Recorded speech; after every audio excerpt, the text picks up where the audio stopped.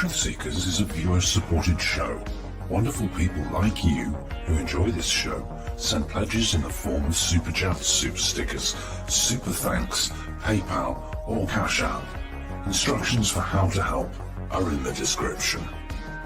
You can also join our Patreon, and for as little as $1 a month you can get extra content.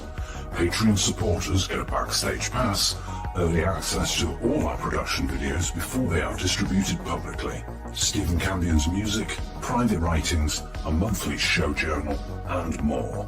You can also become a YouTube channel member for $5 a month. A YouTube membership includes all of the Patreon benefits, plus a special members badge, priority reply to video comments, and the live chat, plus a monthly members-only video. We thank you all, kind and generous benefactors, for supporting Truth Seekers. Thank you for your generosity and support.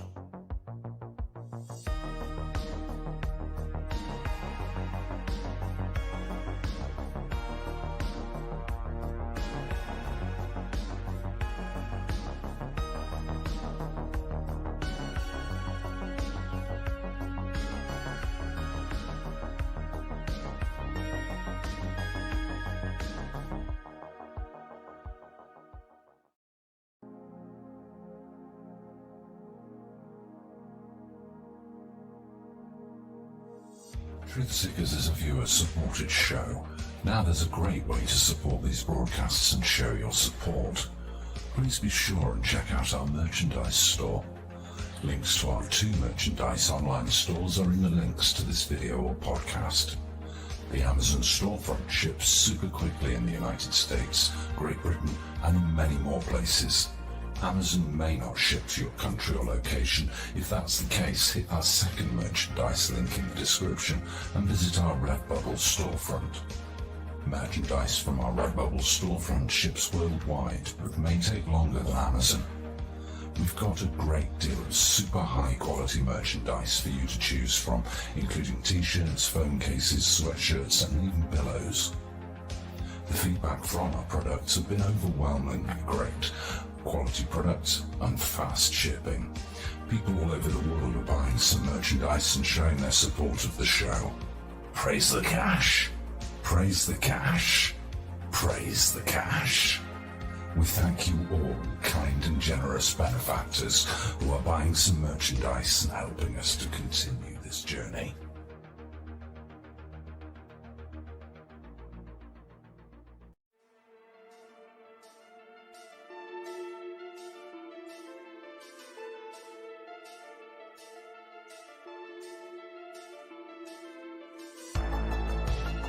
Thanks for being here. This is Truth Seekers with your host, Stephen Campion.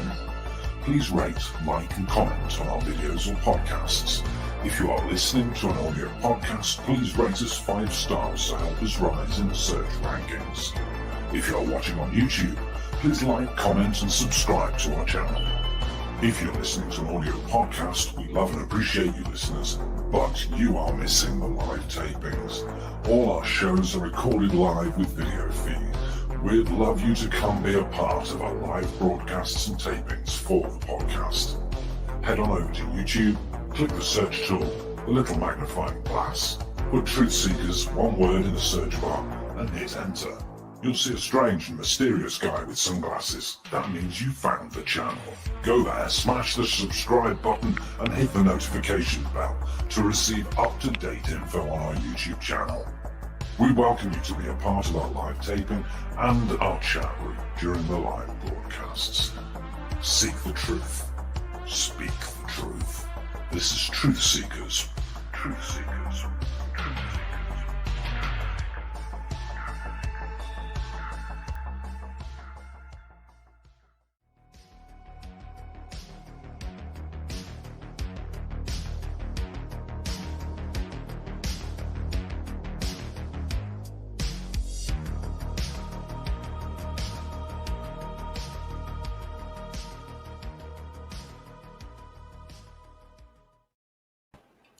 Greetings and salutations, friends, and welcome back. With my apologies, we tried to air our interview with John William Warner IV earlier today. But it was completely my fault what happened. What happened was I was DMing him on Twitter with the link to join the show, and he had emailed me earlier going, "Where's the link to the show? Are we still on?" And as these things happen, I didn't check my email, and he didn't check his Twitter. But I'm happy to say that Mr. Warner is here with us, and everything is okay. Let's bring him right in here, Mr. John Warner. Good to see you. What's up? It makes us look both like idiots. We're like, yeah, no bad shows. I know that. You know what though? It's good because I gave everybody a really nice introduction to you, some of your history, your father's history, which is incredible. And I told everybody about your book. We read the whole description from Amazon while I was trying to fill time, so you got a good plug in already. And hey, you're a big guest, so I can milk this. We've got two parts. We have a big build up, and then here we are. So sorry, folks, wasting time. But I've been joking with Mr. Warner that he's a member of the Illuminati, and I thought that he was busy with Illuminati business. I thought maybe he's busy with Illuminati stuff, and he couldn't do the interview. Right. Well, the sacrifice at the church, and I had to go to people, and Oh no! Yeah, Illuminati is a catch-all term. It really only means the illumined ones. You could be dark or positive; it doesn't matter. But you're illumined. So really, everyone in the Disclosure Movement, all your fans, we're all Illuminati. I guess we are. But generally, don't people mean that like rich 1% ruling class that hold all the secrets? Well, they're not illumined. I got news. They're not illumined. I mean, some idiot just thought, Illuminati, that's good, and it stuck. And it's like, go back to the Bavarian Illuminati in 1780s. It just meant a group of people who were illumined with, of course, the gift of the lamp or occult mystery school information, Freemasonic stuff as well. And so that's all it really meant. I can tell you a lot of these rich, Committee of 300 people, oh no, they're not. You got me started down this Committee of 300 rabbit hole too, by the way. For those, can you explain what that is for those that don't know? Because your family is certainly included in that. Yes, it is. And I found out about it maybe 20 years ago. I'd read something about it. I'm not sure who came up with all the, the pyramid and the Committee of 300, but it does make some sense. Sometimes the lists of families change, but really it's these top families in America as far as financial wealth and influence. And that is true. My great-grandfather was, billionaire robber baron. My grandfather was a billionaire robber baron and a spook. Yes, for those that don't know, Mr. Warner is not just related to former Senator Warren, John William Warner III. Not related to Mark Warner. I answered that. Somebody asked that. There's a new Senator Warren from Virginia that's no relation to you. But then the other side of your family comes from the Mellon family from Carnegie Mellon. That's the Committee of 300 side. The Warners are not. My dad and my grandfather was a World War I Army doctor. They were strictly middle-class people. Middle-class working people, yeah. Yeah, pretty much. I mean, your dad married up, right? Your dad married up. During the Depression, my grandfather, my father and uncle were little kids. He used to he was a gynecologist and a surgeon. Sometimes people would pay him in shoes or chickens or it's true. And I remember my brother would tell me about that's funny. My brother was a mechanic and he had a shop in a bad neighborhood. And back before they went to cards for food stamps, people would try to pay him in food stamps all the time. And he had a family. So he was like, okay. But it's going to be, yeah. Well, it's the Mellons that are, my cousin Chris Mellon of the UAP task force or whatever. And you've been very critical of Mr. Mellon, and I tend to agree with most of what because you lay out some reason. You're not just trashing him. You're questioning his motives, his connections to the CIA or other government entities. I know Chris. I've met his family. They're wonderful people. Chris is a nice guy. It's just we're on opposite ends of the table. It's nothing personal. It's just business. And, I don't hate him. I don't dislike him at all. I'm just disappointed in his version of UFO disclosure, and, him and Louis Elizondo and Hal Puthoff and all those TTSA people.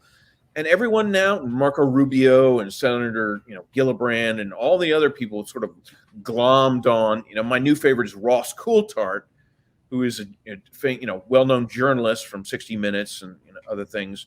And now he's on board as sort of this lightweight, doesn't really know anything about UFOs. Just they're all sort of, the UFO subject, especially if you grew up in DC, with my dad, it was the third rail. You didn't talk about it, and then in 2017, all of a sudden it's okay to talk about it. And it's like, okay, I gave him a fair shot. I waited 3-4 years before, I had enough of the lies. And they are lying. That, sometimes they lie by omission. They have plausible deniability. The Tic Tacs or Lockheed Martin is what I've been told. So when they do disclose, oh, see, the Tic Tacs aren't ET, they're Lockheed Martin. And so they have all these fallbacks. That's typical, intel community stuff. Did you know, John, that Lou Elizondo has almost always lived within 30 minutes of a major Lockheed facility? Isn't that interesting? That is interesting. I call him Lockheed Lou for a reason. I think that he's on the payroll. Tell those people it's aliens, Lou. Well, they're on. Let them see our black projects, right? I don't think Chris Millen's on a payroll. He doesn't need it. He's a fellow millionaire, But he's come out of retirement to do this, probably out of some distorted version of patriotism, where he thinks, in a patrician way, that we need, the American people can't handle it, and they've got to handle it, not us. And they'll dole out the truth with a dropper, and sometimes not at all. And they think that's truly best. And I will give him one point. If you just dump all this stuff out, and the stuff I've been talking about, human trafficking and bank fraud, and all this stuff that's possible, that could be funding streams for all this, UFO back engineering, USAP, and unacknowledged projects. That's, it's not just me. There's other people who have come up with that. But there will be some panic. And actually, a guy, I was listening to a podcast, and a guy who says he's a contactee to an alien group, I think it was the Arcturians, and he said, look, they said that disclosure can't happen too fast because a lot of people around the world will lose faith in religions and commit suicide.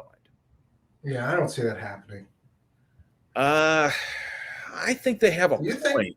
Really? Do you think that if we found out tomorrow that there was other intelligent species in the universe, do you think people would really kill themselves? Because we've got the Vatican preparing people. The Vatican is preparing people for that possibility. It's true. It's not the revelation that we're not alone in the universe. I think most people around the world are coming to grips with that. It's the dirty deals and the potential dirty laundry we've done for all that UFO technology. If that's leaked out all at once, it's a pretty hefty load of, Epstein quality and worse stuff. And I'm not happy talking about it. I'm not comfortable, but I will, because it's distinct possibilities. I mean, this is a dirty world. I've been around it for 60 years. I'm 60 years old. I've traveled all over the world with my dad. And I'll tell you, I've been to war zones. And I mean, in my view, the whole world is under soft fascism. Every country. Some are more. Sure looks at. Have you seen Australia lately? Oh my God, what's going on over there? It's crazy. They're moving towards camps a medium fascism that's overt, and that's very disturbing. And it's right out in the open now. Yeah, it's very disturbing. And so, I think when people talk about disclosure, not that we should hold back, but disclosing all that dirty laundry, whatever the truth is, because I don't claim to know the truth. I have educated speculation and opinions, but it could really. I mean, there are some very no offense to anyone, but very simple, very religious, people that have put all their eggs in one basket. And when you destroy that hard floor reality for people, yeah, I could see some of that happening, sadly. Yeah, you know what? You're right. On second thought, I think I could see some people, because it would destroy their paradigm, and all their beliefs would go out the window. And yeah, I mean, all of us in the disclosure movement, from mild to wild, we can hack it because we've had years, or in my case, decades, or in other people's, their whole lives preparing for it. But son of a bitch, man, if a lot of that stuff is true, it is beyond disgusting. I mean, we've sold out the human race. I think we have. I think certain groups have. So, yeah, I was just going to say that certain 1% ruling class is certainly. I wrote I'll send you this report I wrote for some people who wanted my opinion on what do you think the deep state is going to disclose in the next 15 years. And I spent a few days on it to make sure I did it to the best of my ability. And, there is one remote possibility. It's the remotest one, but it is something that crossed my mind. Chris Mellon and Lou and Rubio and Gillibrand and this whole, Pentagon UAP task force, UAP office bullshit, disclosure initiative. One thing they are doing, and I'm here today to prove, I mean, they've stimulated certain factions of the disclosure movement to up their game, because it's such a blatantly, goofy, dumb, lying, misdirecting, distracting initiative. And so I thought, shit, are they trying to get us to do their jobs for them? Because there may be elements in the deep state around the world that are much worse, much more fascist, and say, if you guys over there, in the Pentagon, CIA, if you do disclose too much, we'll split the earth in half. We don't give a fuck. Yeah, it could be. And they're like, shit, okay, how do we disclose without disclosing? And it's a remote possibility, but they definitely have stimulated a lot of us, Greer and Daniel List and you and me and everyone who stand, I think, in equal stead with everyone in the disclosure movement stands as equals. They've really lit a fire under our asses. Yeah, you're right about that. It does seem they like really have. They have helped to make the discussion more mainstream. They've helped to make more coverage on mainstream media. But but that kind of bothers me too, because then we get these personalities that are kind of fake, or embellished backgrounds that are suddenly UFO experts all over mainstream media, and you go, it's rife with bullshit and shit. Yeah, it sure is. So it's probably maybe not that, but that is a remote possibility. The real possibility, I think, that's coming down the road in a few years is they disclose maybe 30% of everything. And then they say, sure, we've got bases on the moon and Mars, and we're mining asteroids, and we're doing trade with a lot of ETs and stuff like that. And blah, blah, blah. And what are you going to do about it? Have a nice day. Yeah. Because if it's like the Nazis, after a while, they were like, fuck yeah, we're fascists. What are you going to do about it? And everyone's like, well, I thought we were going to vote. Everyone thought they were going to vote Hitler out in the next election. And they're like, no. Yeah, there's no more elections. Herr Goebbels is going to get on the radio and tell you what to think. I want to get into that because you and I share a particular fascination with World War II history. And especially when it comes to some of the secret parts of the Nazi government, their programs, their weapons development, the esoteric parts of the Nazi movement where they were looking for strange esoteric objects and they were looking for power. They got the Spear of Destiny. They were looking for the Holy Grail. Yeah. And all of these other things. It's fascinating to me. I believe that was secondary stuff. The Ark of the Covenant. They really were looking for all that. The Ahnenerbe SS, which is the ancestral, archaeological wing of the SS. Which is fascinating, right? Hitler sent all these guys out all over the world to go digging for stuff. Hitler didn't. Himmler did. Himmler, yes. Hitler was into some of the occult and Tula Society. Everyone thinks he wasn't. Oh, yes, he was. That's why he was a vegetarian, because he and Himmler and the other Nazi SS hierarchy had all read the book by Bulwer Lytton, The Coming Race, which was written in the late 19th century, and it described a man's journey to this inner earth, meeting with Aldebaran ETs that worship the black sun, and they were the Vrilya. And so Vril energy is chi, prana. We all have it. And so, I think the Vril and Tula Society go back farther than, the early 20th century. I think they go back Lords of the Black Stone. They were all kind of in Knights Templar, but also the Teutonic Knights. Mm-hmm. That was their model. And in the 19th century in Prussia, the Germany wasn't a unified.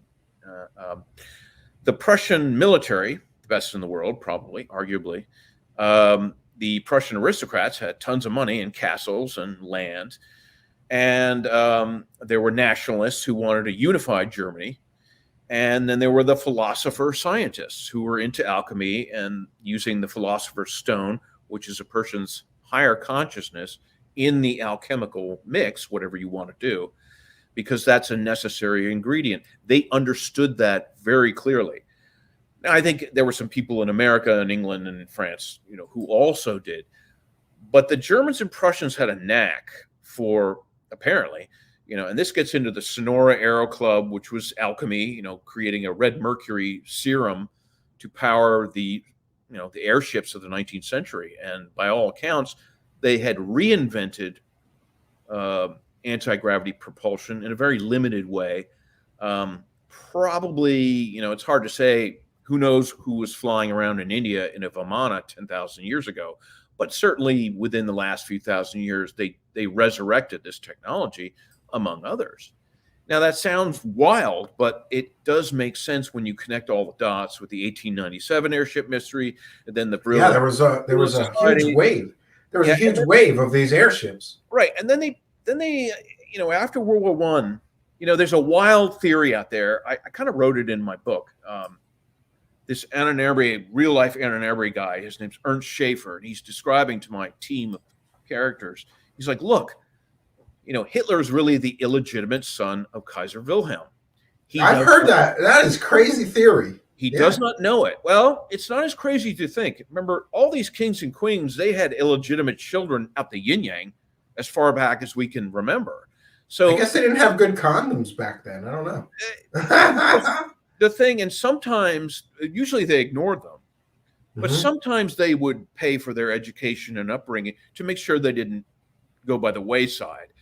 It's a remote possibility, I'm going to capitalize those words, that Hitler was his illegitimate son, because I think the Tula Society followed Hitler before and after the war, and he was a house painter and a failed artist and these other things, but once he, I think they knew he had a spark of brilliance. Now, he was nuts and a psychopath, but he was not stupid.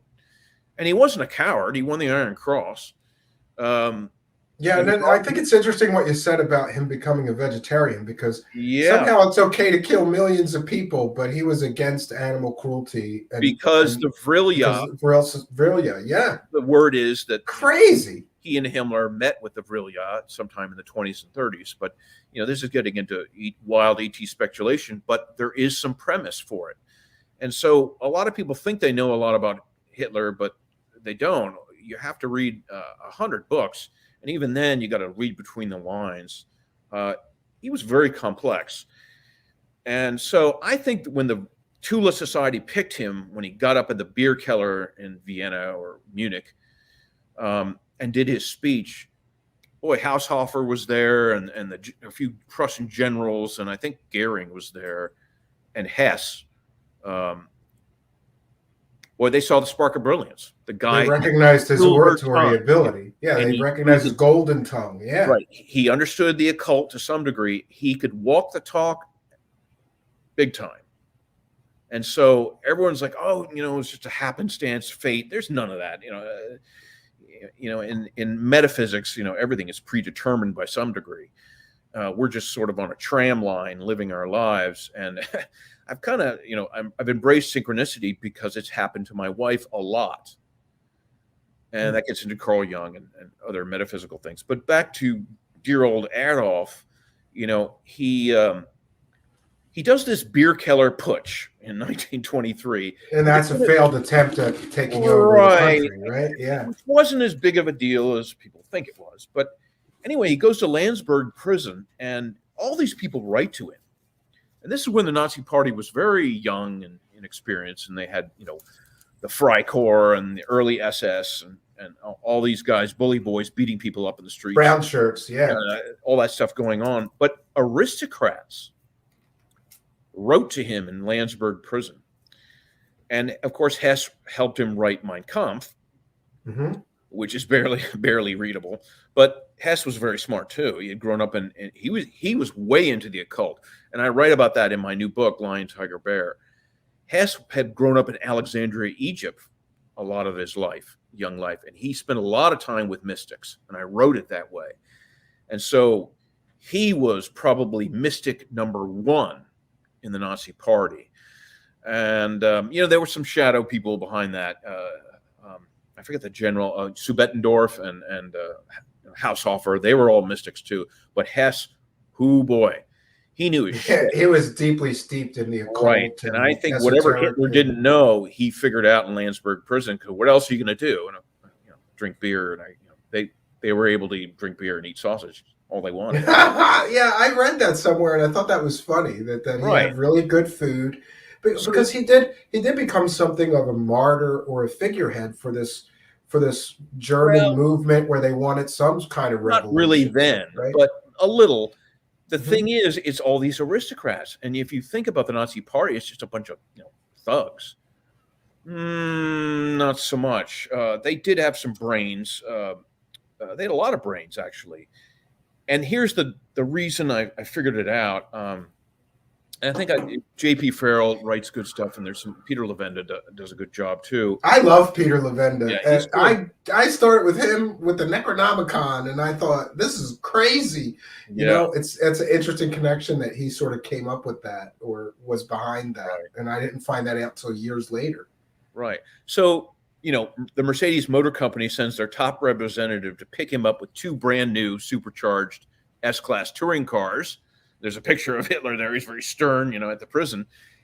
That's strange. He wrote to this guy in prison, said, I require two Mercedes with, superchargers. This gear. They just gave him these really expensive supercars. Right. Hitler was a gearhead. That's why he loved everything mechanical. People don't know that. He ride around in those cars, the big Mercedes, with the salute. He knew all about how they ran because Ferdinand Porsche designed them. And he was an admirer of Ferdinand Porsche. And this is my first book, Little Anton. And so when he gets out of prison and they go traveling around, they go to these fancy homes, as well as doing speeches. And aristocratic ladies would take their diamond necklaces off and put them around Hitler's neck and his entourage. They transferred wealth. Sort of on the down low. So they were funding some of his efforts. Right. So some of these aristocrats were kind of like, the 5% of these, elite families who, know a thing or two about the occult and metaphysics and human history and, the mystery school. We're not alone in the universe and we're not the top predators on planet Earth. They knew all this stuff and they supported Hitler because they had a good idea, I think, that he was able to pull this off and get, ET advisors and other people who are of a regressive nature, vibration. And we'll create this wonderful, conquer the world and make it fascist. No more, goody two shoes people around. No more American, pseudo democracy. Well, it's funny because fascism kind of works for people who agree with the fascist in charge. Right? It's more complicated. It has to do a lot with corporations. If you look up what fascism really means, it's totalitarianism, but it also is a very structured corporate entity that's a component of it. It's very sounds like the United States right about now. Yeah. You know, they own everyone. They own everything. Just run the world, man. You know, and they do. You know, all these Committee of 300 families. I mean, my family, the Mellons, Mellon Bank, Standard Oil, you know, U.S. Steel in Pennsylvania, you know, U.S. Coal. Yeah, I'm in Pennsylvania. I know U.S. Steel very well. All these I know people, I have family that worked there back in the day. You know, I invest in Exxon and shit. You know, a lot of people do. So I love that I saw you on some podcast and you were telling people to go down to Mellon Bank and open an account or something. I thought that was so funny. I got it. You're a big cheerleader for Mellon Bank. You have to say everything literally. People are like, I knew he was an asshole. He said it. You know, I do not get any kickbacks or anything. Trust me. But, you know, it does work to a degree. But, you know, America is kind of a corrupt constitutional republic. And even my dad agreed with me. You know, he said all senators and congressmen, and, you know, they're all bought and paid for by special interests, you know. And he had the Navy and Marines behind him, so he didn't have to deal with a lot of that bullshit. But the Navy and Marines, you know, military industrial complex, they used to call him. Some journalist called him. Somebody's making all the weapons for them. Yeah, somebody's making all those weapons for those guys. Somebody's got to build the ships and make the guns and the missiles. Yeah, I mean, you know, I'm behind a strong military, but holy shit, if the secret space program is as big as it is, as it's reported to be, you know, one person, I think Catherine Austin Fitts predicted that the real GDP of America is probably like 25 trillion a year. And so what do we get? 1.5 trillion for the public budget. And the rest is all on the road. Yeah. So, you know, our roads, schools, and bridges are falling apart, but we have a military that can whip every single nation together combined 10 times over. You know, a general said that in a press briefing. You know, it's ridiculous. It's like, why? It's because and you know what's there in space fighting. Some presidents try to like bear down and you know pare the military down, but then you get somebody like Trump that comes in and he builds everything right back up, even to more level than it was before it was deflated. You know, so now we're at super high levels of all these presidents and new ships, and they're only middle managers. They're transient custodians of the status quo. And everyone's like, oh, Trump is on board with getting rid of the satanic people and Epstein and QAnon and all this religious stuff. You know, God wins. Oh, we don't. Just so you know, we don't say that here. We don't say that letter of the alphabet here. YouTube does not like it. Politics is just it's distilled judgment, and I don't trust any presidents or politicians. No, you know, I think Trump was probably maybe a little bit more altruistic than the Biden administration, but that doesn't mean they're not part of the deep state either.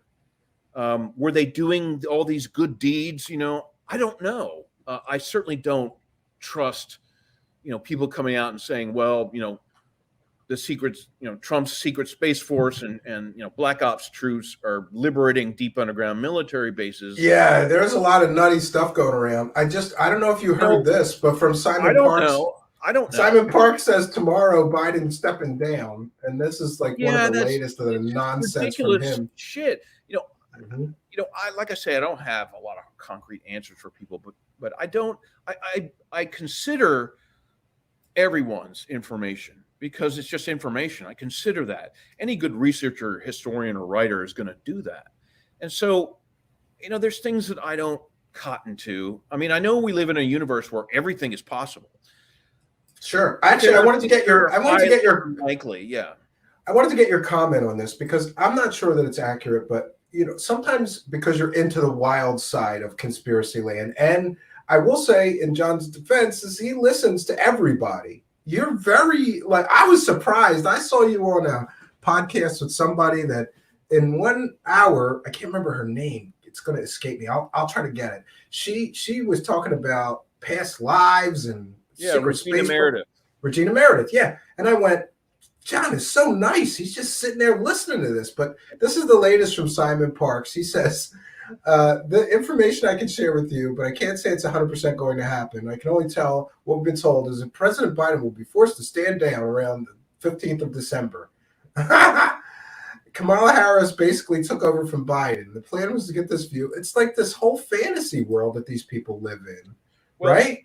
So can you comment on some of that stuff? Because you're getting a bad, I just want you to know, whether you know it or not, that you get a bad rap because some people, just because you'll listen to somebody, John, they say that you support what they're selling. Yeah, and I don't think that's accurate, right? No, it's just, that's very shallow thinking. You know, it's just, you know, they taint everyone. It's like Twitter, you know, they just, you know, I was criticizing Elon Musk and Tesla. Tesla is a military contractor corporation. And they're like, no, it's not. Tell me one thing that, you know, and it's like, my God, do you do any homework at all? Yeah, I saw what you did on their electric vehicles. That was awesome. Yeah, I'm going to share that. Of course they are. He doesn't become a trillionaire. Yeah. The military industrial complex is the biggest spender in America. You don't become that rich. You don't become an approved billionaire unless you inherit it, you know, without the military industrial complex or the, you know, the Intel corporate, you know, complex pulling your strings. I'm sorry. That's just, yeah, I love this. That's my 20s. Tesla is nothing more than a thinly disguised military contractor. Elon Musk is a deep state, lack bar none. This is Tesla's Cybertruck gets turned into military vehicle.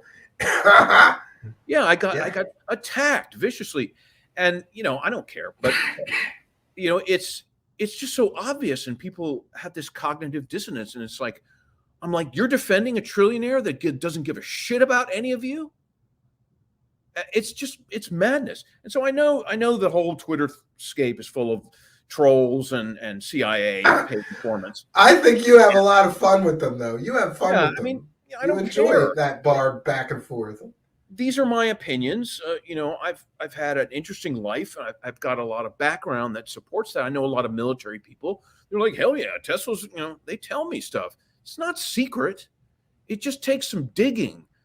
And digging. You know, it's not all there in the front page of the New York Times for every idiot to read. You know, Tesla is duplicitous. You know, it's not like Lockheed who says, oh, of course we make UFOs. You know, they basically said that. Ben Rich said. Yeah, ours and theirs. There's ours and theirs. Tesla's like, oh, we're this technology company. We're going to save the world with, you know, electric cars, you know, which were out 120 years ago. Ferdinand Porsche invented the hybrid electric car in 1903. This is ridiculous. This is old technology. And everyone's like, oh no, he's a visionary, man. And I'm like, visionary? You know, what? I mean, you know, Tesla's a decent car, but it's a technology company, not a car company. What else are they doing? What's all that big place out in Bluffdale, Utah? And I've heard some strange stories about that place. I mean, come on, this is obvious stuff. And so, you know, I don't care. But back to your point, you know, Simon Parks is very interesting. I've followed him and I've listened to what he has to say. Some of the things are interesting. But when they get into the like prophecies and predictions and what's happening behind the scenes, it's like, well, how the hell are we supposed to know what's happening behind the scenes? Because you're telling us? I mean, or how, you know, what I always thought was it was crazy. Like, you know, he acts like he's got a personal line to Trump and all this stuff. And I'm like, why would Trump just pick a driving instructor from England to tell all the secrets to? It's stupid. He's more than that. I mean, he's very intelligent. You can't. I'll give him that. He's an intelligent guy, but he's also running Medbed scams right now. Well, his mother was MI5. And no, his mother used to be an alien, but then when he got into the letter of the alphabet, all of a sudden his mother worked for MI5. And I don't know that that's accurate. I've never checked. I don't know if I haven't checked on that, but some people told me that is legit. But, you know, the problem is maybe Biden is going to step down, but the problem is no one is going to tell the public.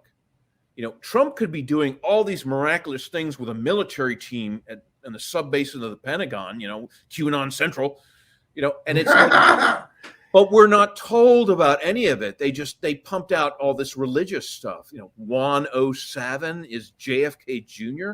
I mean, that's crazy. You know, my sister knew JFK Jr. is a nice guy. I hope he's alive, but this is very strange stuff to be putting all your eggs in baskets that are just bizarre, even by our standards. You know, Steve and John, you know, we're in the sub-basement, you know.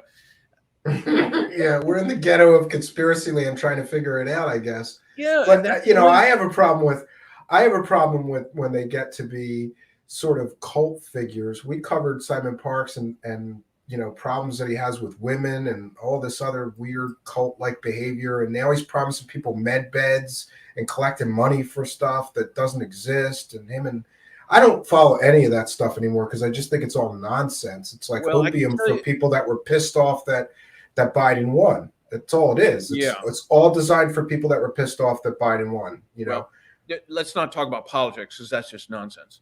But, yeah, we'll agree on that. Even though your dad was a good politician, wasn't he? A fascinating guy. People throw their votes away. They don't mean anything. In my opinion, from what I know,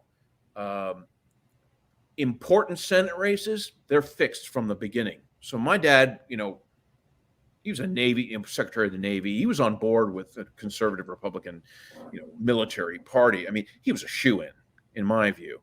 And so, certain Senate races aren't that important, but the important ones that have to do with military stuff, those are done behind the scenes, just like all presidential elections.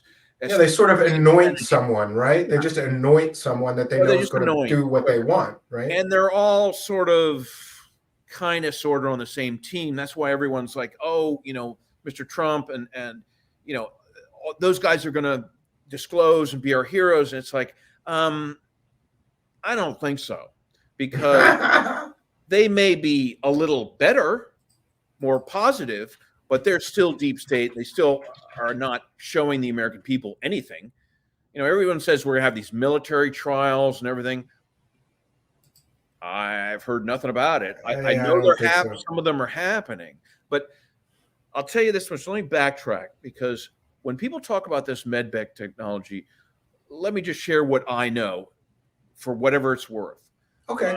Listen, I have an open mind, but we, just so you know, we have covered at least three different characters in conspiracy land that are running scams right now. And I can call them that confidently because we have done our due diligence. One girl is a psychic healer who is selling people medbed sessions where she says she's going to take you up through a Stargate to a spaceship and all this other stuff. But then in the fine print at the end of the ad, she says, this is a Skype call. You know what I mean? Yeah. So and that's $250. And I've talked to people who bought that because they're terminally ill or they have some strange illness that doctors couldn't help them with. So I'm open to the idea of medical technology that I don't know about or whatever, but I'm very cautious because I've seen the detrimental side of the scammers taking advantage of people's belief in this. But tell us what you know about the reality of these things, or what you believe the reality is. The disclosure movement is rife with, things that are, little pyramids and all these things that may or may not have an effect given your vibration, which is, orgone pyramids and they might work, for certain people, but I don't know. But not that I know anything for sure, but I did talk to Chris Mellon in our conversation about the Medbed technology, which I have heard from some military people that I trust is real, but it is highly classified and it's for black ops teams only. Oh, that's interesting. We're going to get the public version will be, version 1, whereas in the black programs it's version 1000. And it works off light, color, sound, and frequency, because the theory is in a holographic universe, we're made of atoms, which have photons, which are units of light. And you can manipulate that in order to let the body heal itself. And so I think that's a real technology. And we discussed it, and he did agree that should be made public. The problem is it's going to cure cancer overnight and cure everything. And, cancer is what, $700 billion a year, trillion. Yeah, I've heard that conspiracy a lot. They don't want a cure. They want treatment. No, if you look at cancer, over the years, my father followed cancer because his father died in his arms with cancer when he was about 47. Well, your dad did pretty good. He lived to 94, right? He had cancer, but and my condolences. I know he passed away in May of last year. Yeah, I think, he was a great guy. I mean, he loved his country and everything. He knew his portion of the UFO file, and he was interesting. Yeah, we're going to get into that because I love the stories about you asking him and him sort of like, forget about that. Forget about that, right? Didn't he do that to you? Sometimes. When you asked him directly about the UFO In the stuff, beginning, the UFO files? in the beginning, yes. But anyway, that's my Medbed tidbit. I hope it's a real. Well, you know what? There's always let it out. There's always they're going to some let nugget. it out slowly. Yeah, there's always some nugget of truth in some of these conspiracies. So I have thought maybe something like that exists. I don't think that's a conspiracy. I think that's real technology. We use back engineered technology every day. Our laptops, ballistic glass, our smartphones are very powerful. You think that's back engineered ET technology? A laptop and a smartphone? That's the word. We use this stuff. We've been using it for 70 years. Well, that's the the Germans figured that out. Guess who? I think. Yeah, the Germans are very clever, but come on. Free energy, transistors, chemical lasers, all kinds of things. Not that we aren't clever. We're very clever engineers. A lot of people say, out there where we have a very good reputation, we take junk from a junkyard or that's given to us in trade, and we make like hot rods. We make stuff really work. And so, my thing is what makes sense in a logical, even though everything's sort of illogical and anarchy, but what really makes sense. And so even I subscribe to some wild theories because in the greater big picture, it makes sense. So Medbed technology, all these back engineered technologies, the microchips and everything, our cars, Teslas, that's all back engineered, come from back engineered programs. They splice off and one technology leads to a dozen others, but all the roots come back to, not all, but a lot of it is back engineered ET stuff because there were thousands and thousands of crashes of ET craft starting in you think there were thousands of them? Oh. Really? I believe that there may have been, but they're pretty rare. I don't know that no. Thousands. You really believe that? Well, thousands of them. What makes sense? What makes sense about that? Now, ET's coming into our atmosphere from a higher dimension, going superluminal. Don't you think they would be smart enough to throw the switch that once they entered our 3D reality, which is very dense, like chocolate pudding, and they smack into that, but they forgot to throw the switch. Yeah, I've heard this argument about how could they come all this way and then have problems? But the truth is that any machine can fail. Well, any machine engineered by anybody can fail. Pilot error. Pilot error, yeah. The smartest people in the world can barely tie their shoes. So,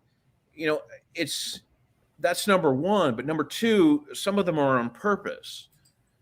Number three, some of them are shot down. And the word is the Klystron brothers. The Valerian. I got this wrong. Sigrud. Anyway, the Klystron tube radar was Scalar, and apparently that can be used to disable the navigation systems in a craft, and they spin in. I had heard that before. Yeah, this is what directed energy weapons are. They're scalar, which is scalar waves. And so that makes sense to me. The other thing is, I think we do have a trade that's been going on for 70 years. Hey, what do you want? Sometimes it's chocolate, heroin, and spices. What else can what else can you get at a black market in Iraq in some small town? The answer is anything you fucking want. Illegal weapons, human trafficking, spices, flowers, chocolate, anything, coffee for sure. But genetics are supposedly, and more people than just Corey Good and everyone says that. There's a lot of people who say that's the big barter chip out there is genetics, because a lot of races of ETs out there are on a very dry, hot planet, and they're not doing so well. They're living underground. And if they can get some of our 12-strand DNA, it'll help them survive. Now, that makes sense. Yeah, I suppose it would make sense if you could get some genetic material from a species that could help. Yeah, they're not just baking us in a microwave and having us for dinner, although that probably happens. And thanks for animals, other people kindness and generosity. Yeah, flesh eaters. I want to get back for a second to the Nazi technology, because I know you know a lot about this stuff, and I've always been on the fence, and here's why. I used to totally believe in all the Nazi UFOs and all the programs, But then I found out from talks with Walter Bosley and having him as a guest a few times that a lot of these stories of Nazi flying saucers came from European tabloids that were sort of pro-Nazi, and they wanted to have sort of a resurgence of Nazi ideals, or, you know, like a Fourth Reich. And so these stories about Nazi flying saucers got floated by a lot of tabloid newspapers. And for some of the stuff like Honeyboo, there's little to no evidence. But for other stuff, there's a great deal of evidence.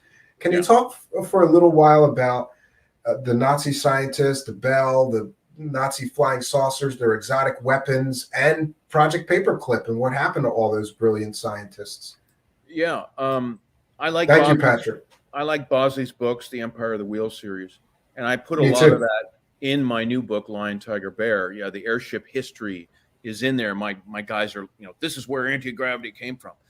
In the modern era, you know, the ancients had it, but, you know, in the modern era, the last 2,000 years probably. But I have to kind of disagree with Bosley. I think the Germans were way ahead in a lot of technologies. I think they really were working with ETs. Hermann Oberth said in the Nuremberg trials, you know, we had help from people from other worlds. I love that quote. I've heard that in a lot of different places. I mean, you know, I have to disagree. I agree with J.P. Farrell. They probably cobbled together a few, you know, discs that floated and wobbled and flew a little bit, but the fields were very destabilized. The Bell generator created a lot of radiation. It was version 1. You know, this was really bad. This is very high technology, but implemented not very well. And prototypes are going to not always work right? Did they take them to Antarctica? You know, I don't know, but Antarctica today is swarming with military bases. Why? Yeah, it's going to be an inconvenient place to put a military base. You know, it sounds ridiculous. You know, Nazi flying saucers, Hitler in space, on the moon with a swastika moon base. It sounds ridiculous. I agree. But if you do the deep work and all the esoteric work the Nazis were into, the Vril Society, the supposed Vril propulsion workshop with Schauberger and Walter Gerlach and all these guys in there, it kind of makes more sense. I think they were well on their way. I met a guy, you know, I swear on the Holy Bible, whatever that's worth. His father was a 3-star Air Force general. And he said, let me show you something. My Navy SEAL buddies and I blew up the safe. And I said, shit. And I'm looking at this safe. It's all blown up. And he shows me mimeograph documents from the 60s. And you're too young to remember, but we had mimeographs when I was a kid at school. It was that with the carbon paper? Right. I got in trouble in school once because, you know, when a teacher tells you write this 800 times, I used carbon paper and I got caught. We all tried that. It didn't work. I got caught. He got caught. None beats me up. It's the blue mimeograph. It's blue. And so he had thousands of these documents. My jaw hit the floor. And they were all the Hanabu craft with U.S. Air Force serial numbers on them. Oh, I'd love to see those kind of documents.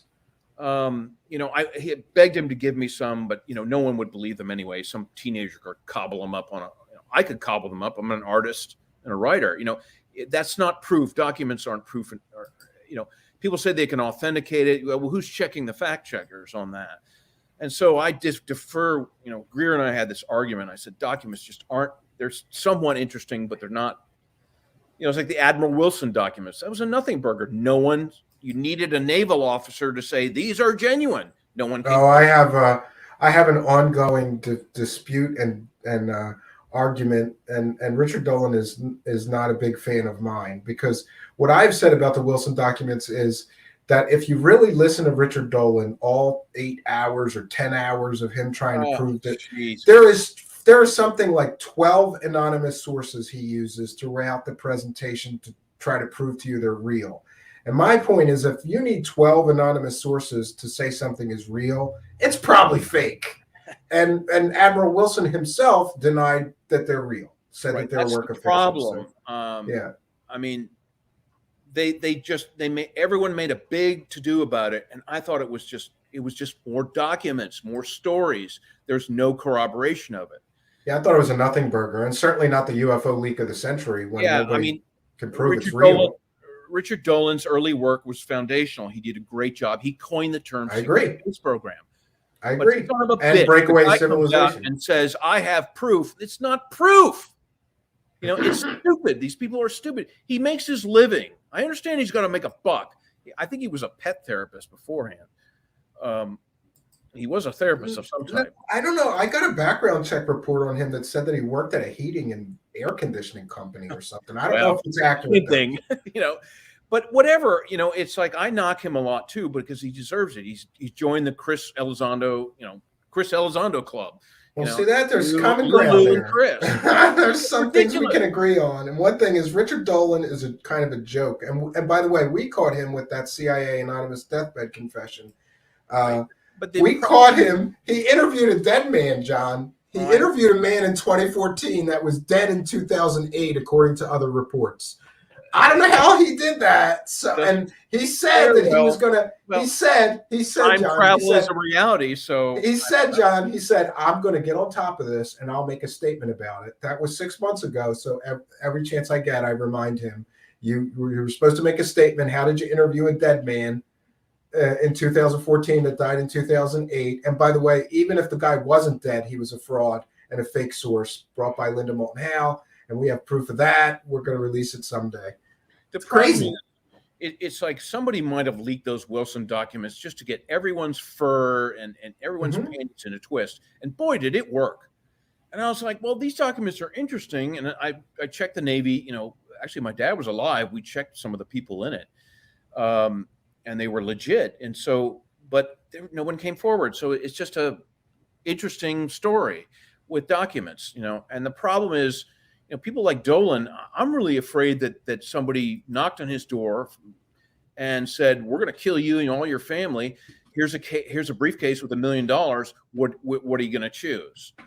And, anyone would take the $1 million and then, okay, this is what you could talk about. And this is what you can't talk about. I've heard this payoff thing before. Yeah, oh, no, that's a common tactic.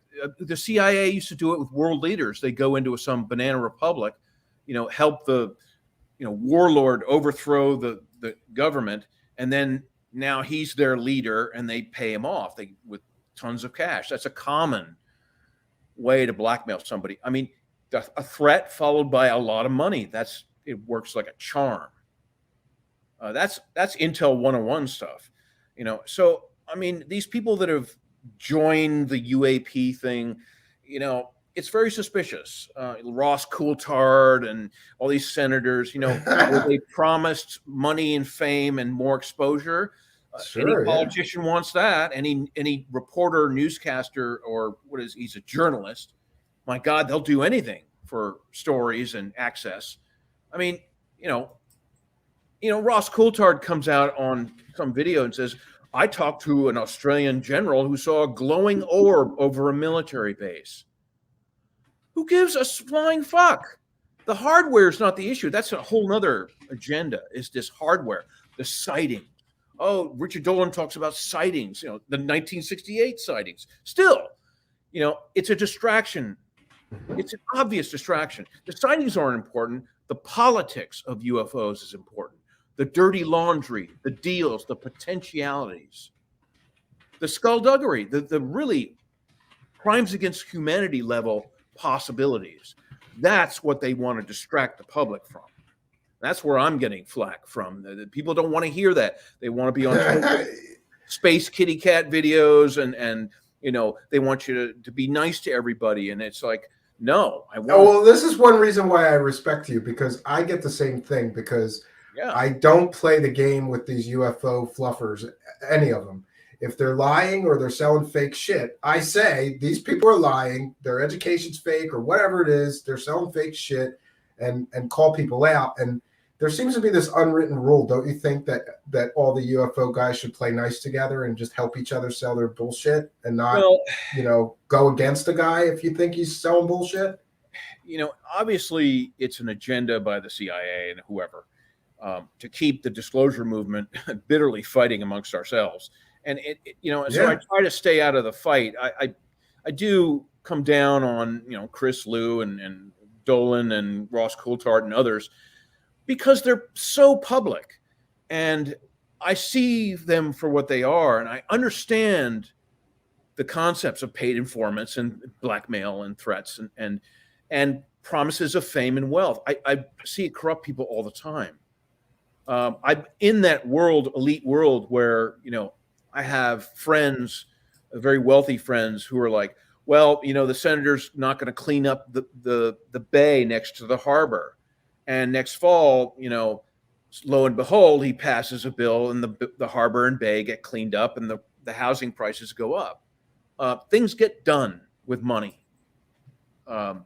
Yeah, you're right about that. And you know what? I believe him, but you know, there are others who work their way up. I met a lovely woman who was a senator running for Senate, and she lost $35 million of her own money, and she was at a fundraiser.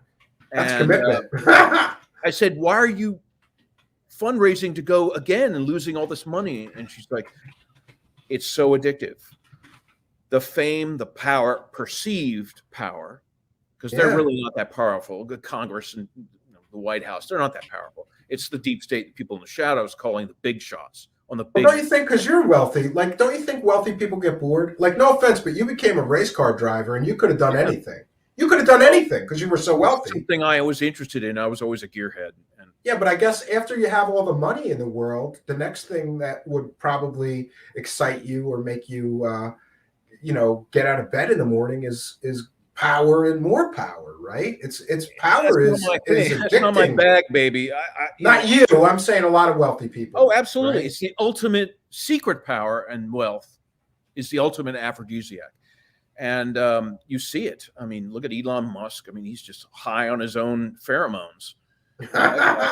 Is nuttier than a. Don't you think he's doing great work in rockets, though? Because I happen to, like, I grew up building rockets, and I know it is, but he's doing it better. He's doing it better than anybody else, though. You got to say that. He's doing it better than anybody. Better than NASA ever did it. It's a massive cover. And, okay, they're cheap delivery vehicles. I understand that. They're cheap.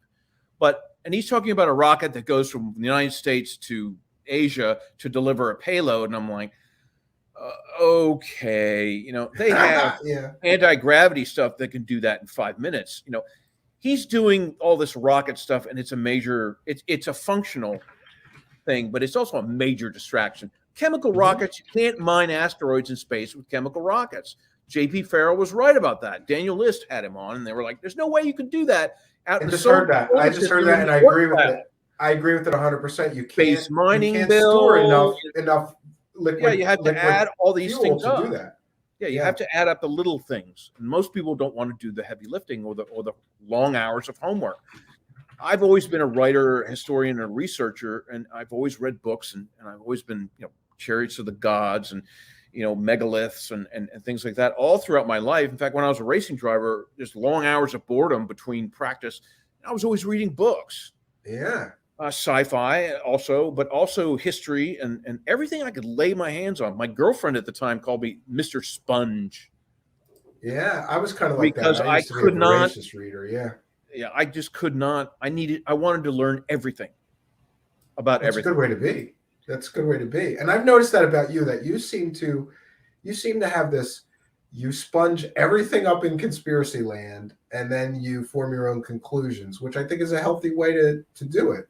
I will say, I think you've been too kind to some people, but I let it go because I agree with you on so many other things. I go, yeah, I mean, that guy's a nutter. Why is he listening to him? Right? You know, but then I probably listen to some guys you think are nutters. Everybody's got their own, you know, tolerance level. That everyone in the disclosure movement, from the big people to the small people, are very interesting, and they all have interesting points to consider. And that's so many great characters. It's like a character, right? You're a character in this movie. Book, so and it's like, you know, I don't want to read this. You know, it's like, yeah, I want to hear what everyone has to say, because to formulate any kind of, you know, it's like I write my books. I learn everything I can about the occult and Nazism and World War II, and you know, I already knew a lot of that stuff, but I roamed up on it because I want to speak from knowledge. And yes, historical novels, you can create a lot of fantasy and stuff to go along with it, but that also, it springs from, you know, something real in my mind. And so it's the same thing with the disclosure movement. You gotta, in my view, you gotta consider everyone. You know, there have been people on my Twitter feed and they sent me a little something or a link or something. I'm like, holy shit, this is really interesting. And I tell them that. I said, this is really and you can go down that rabbit hole for 3 days. I never heard sometimes. of it. Yeah. And that's how, you know, everyone learns that way. You know, all these big historians and everybody, you know, they all learn from other people in books and archives and things like that. You gotta cast this huge galactic net. And so everyone's like, oh, how can you listen to Simon Parks? And I'm like, a lot of times he has some very interesting things to say. You know, it doesn't, you know, I don't give a damn about his Trump connections or anything like that. But you know, well, don't you think that though he's not a dark person. He's a very benevolent person. Don't you think though that there is this? I call it UFO disease, right? And it's what you mentioned about Dolan. Like when Dolan first came out, he did some really respectable foundational work. But then what happens, and maybe the same for Simon Parks, and to be honest with you, as somebody that you and I disagree on, is Dr. Stephen Greer. I think a lot of these guys, including these three, when they first come out, they do their best work, right? And then what happens is they work the conference circuit. They've made the money that they could from their first good work. But then everybody tires of the same old stories that they've been telling for years, and they need new material. And then it gets diluted, it gets watered down, it gets not so true or not so evidentiary supported, supported by evidence. I think a lot of these guys suffer from that. Isn't that a thing here? Because I've seen it with many people. Cliff Stone, and who's the guy with the assessment? Robert Dean.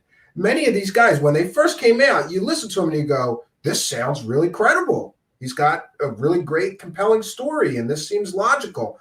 But then, like with Robert Dean, as years went on, towards the end, he's talking about he was a pharaoh in his past life, and he was Alexander the Great in his past life, and all these crazy, weird things that he starts talking about that have nothing to do with the good work, the compelling work that he once did. Isn't that because of the financial motive? They got to keep coming up with new stuff, right? I mean, that it's a very broad topic. Everyone burns out. Anyone who's been at the UFO game, I'm tired. I'm burned out. Me too, and I'm a youngin' here compared to some of you veterans, right? Who can blame people for burning out? They've been threatened, more than likely. The CIA sends them fake whistleblowers on occasion. I think I've been a victim of that. I think I for sure have been a victim of that. They truly believe they're reporting a true story when the guys at the CIA and Langley are laughing. Everyone can succumb to that. I mean, certainly I can too. My wife tells me, she's ex-CIA. I mean, she tells me how it's all done. And, my grandfather was OSS in the CIA, and I've had cousins in the CIA and NSA and DIA, ONI. My best friend was in the ONI. He was an Your family is just full of alphabet soup people. Oh, yeah. That is crazy. Yeah, that's why I thought you were Illuminati, because you got so many of these connections. There's only about 150 of us alive at any given time. We're pretty small. I've been told by military people that we've had 40 spooks in the Mellon family since World War II, or maybe slightly before, Navy intelligence and the like. That's a lot for a small family. Well, maybe not, though, because don't you think it would be logical to get a family that is wealthy and very well educated and use them as resource? Thank you. There you go. You guys are incredibly well educated, aren't you? Most of you. Yeah, I mean, because you have the money to spend 8 years getting an education if you choose to. But remember that schools teach mostly a bullshit curriculum. Yeah, I mean, I believe in self-education myself. Yeah, literature after a certain point, fine. Basic math is fine. English is fine. Arts, music, that's all fine. But when you get into physics, math, and history, that's been tainted. Mm-hmm. So you can go to Harvard. I mean, I know some Harvard PhD types they're my friends, but they're idiots. My father used to say, PhD. Concept of what the fuck a UFO is, or they always say to me, "Oh, if the aliens were real, they would have shown themselves by now." And I'm like, "Have you ever heard of the deep state or anything?" And they're like, "No." My father used to say, "PhD piled higher and deeper." Right. So, you remember Gordon Gekko in the movie Wall Street? Yeah, I love that movie. He says to Charlie Sheen something very smart. And he says, fuck all the Harvard PhDs and grad students. Give me somebody who's really smart from the streets, who's hungry, and I'll turn him into a successful businessman. I believe that too. Now, I that's absolutely believe basically, it doesn't matter what your background is. You're smart. You're not an idiot. I wouldn't be on here if you were. Oh, well, thank you for that. Listen, I'm a self-made man and a self-educated man. Right. I quit school at 16, and then I went back later when I realized like I needed to learn more. I've always been everything I got. I started a business myself. My family was poor growing up. I did my best to educate myself and make my way in the world without handouts. And I used to feel towards people like you like a certain kind of way, like rich people. Oh, sure. But then I got to know some rich people who recognized that I was hungry and smart and wanted to help me. And a few very wealthy people helped me learn some things along my way. And I no longer have that chip on my shoulder because I realized people are people, whether they were born wealthy or they were self-made, It's the same thing across society. Mm-hmm. It's 10% or 20% that are jerks and selfish and small-minded, but most people are good people. I said in my interview, one of my interviews, if these really elite 300 families, all the people really knew the truth about what was going on with the deep state and UFOs and our Swiss cheese history and they would take to the streets with guns because they're moral, ethical people. They truly believe when they give to the World Wildlife or some foundation or something, they're doing good. That goes to their money the is going to the deep state. And so everyone's like, all the rich are assholes. That's not true. I know a lot of these very, very wealthy people. And, I didn't like people like the Koch brothers. They were assholes. But there are other people trying to use their money to manipulate everyone. Yeah, and there are certain those types. But for every one of those, there's 9 other people that are really decent people. And they really do want to help out people. But the system we have really prevents Bluetooth mode. Oops, sorry about that. It prevents people from rising up the ranks in our caste system. It's very difficult. And when you start to, you start to get up in the hundreds of millions, you start to draw the attention of people in the deep state who are like, how can we control this person? Yeah, they got too much money. They're too free with their mouth, right? And so that's where you get into the Elon Musks and the Facebook kid and other things. There's also, you have to remember, the CIA MK Ultra mind control thing is very real. It's not hard to do. I've seen brainwashing firsthand. Now I won't that's interesting. You is where I saw it, but I had a friend who was in a cult, and then I posed as someone I wasn't. I sat in on some of these, groups of people, and I saw brainwashing work like a charm. You get desperate people and you feed them hope and religion and you love bomb them. Yeah, like these, and they buy into it like nobody's business. And I couldn't believe it. I saw it firsthand. I couldn't believe it. And so when everyone's like, "Oh, brainwashing, you can't do that," it happens every day. You do it on the TV, the radio. You go to the church on Sunday. I'm sorry, religion is the biggest mind control vehicle on the planet. Did you know that there's a famous mentalist magician named Darren Brown from England, and they did an experiment on television where he hypnotized somebody, and they gave them a gun with blanks in it, and they told them to go down the street and shoot this person, and the person did it. Time and time again, he was able to get people to do that. Yeah, when people say mind control is not real, I just point them to that and say, go look at that. Oh no, we're all mind controlled. I mean, it's like every time I see a Pop-Tart commercial, I'm like, ooh, Pop-Tart. Yeah. Listen, we have a great question. Budweiser, it's like, ooh, cold beer and a Pop-Tart. This is a great question, and I'd like to hear your opinion. Manipulation is easy. I'd like to hear your opinion on this. Patrick Sheehan with a kind and generous $9.99 super chat supporting the show wants to know, what new author or book does John Warner recommend we read over the vacation? I'd like to know, what are some of the things you're reading or interested in reading, or what's on your reading list? Yeah, I'm a poorly read author, and I admit that. But the writer, I forget his name, he did the book called All the Light We Cannot See, which is about World War II, a French village in World War II. He's a very good writer. He's That's better Anthony than Doerr. me. And he's very good, and I recommend his books. I forget his name. I got the book. Anthony Doerr. Oh, here it is. Doerr. Yeah. Yeah. All the light we cannot see is Anthony As far Doerr. as some good history, Freddie Silva is very good. Oh, the Missing Lands. Yeah, That's interesting. he's very good. That kind of stuff. I don't have time for novels, but I do have time to read that guy's.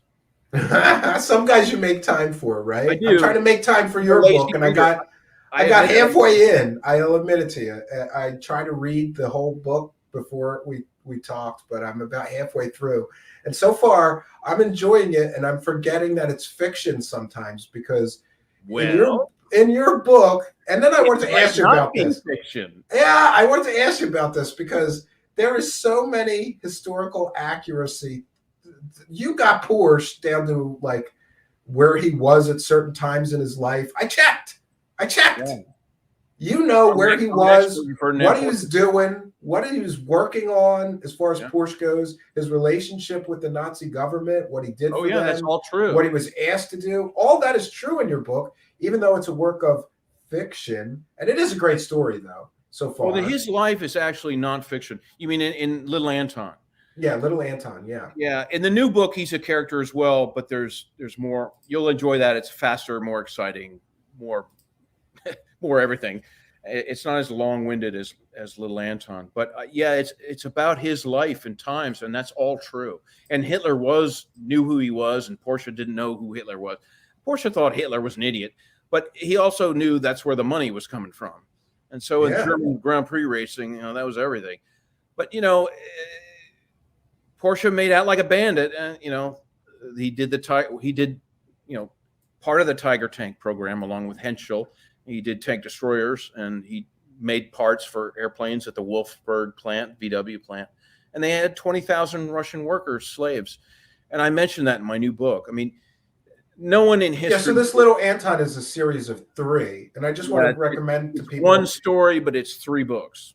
Just put Little Anton or John Warner in Amazon, and you can pick up his book. Yeah. I think so far it's extremely well written and enjoyable because it's kind of like it strikes me kind of like a James Bond novel, but set during and during World War II. Right? It's not as serious. It's more tongue in cheek than James Bond. I mean, B is a fuck up. Little Anton, just skim through it, but read book 3 because that's pretty exciting. It's too long. I admit it. It's way too long. But it was my first. We have an audience member that bought all your books a couple of weeks ago. Thank you. All profits to wounded veterans charities.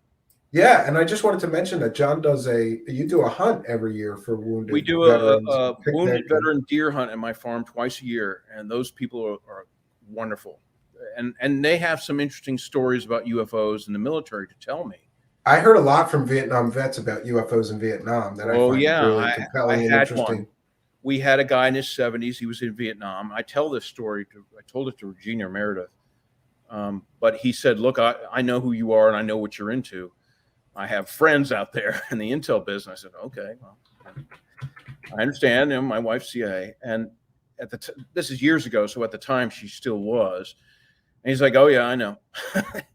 And he said, "Look, I can't tell you where I was or what my unit was, but I was an Army Ranger in '66 in Vietnam, and there was 350 of us that had special training with the NSA and the CIA." And Army G2 and other, 3-letter type agencies that don't exist anymore, but probably do. Yeah, you know how that works. Yeah, I've heard the OSS is still a small department at the CIA. Oh, wow. They just go away publicly. They never get rid of anything. And so he said, "Look, I was with a 350-man battalion. We were in Laos. We were over the border. We were dropped in at night.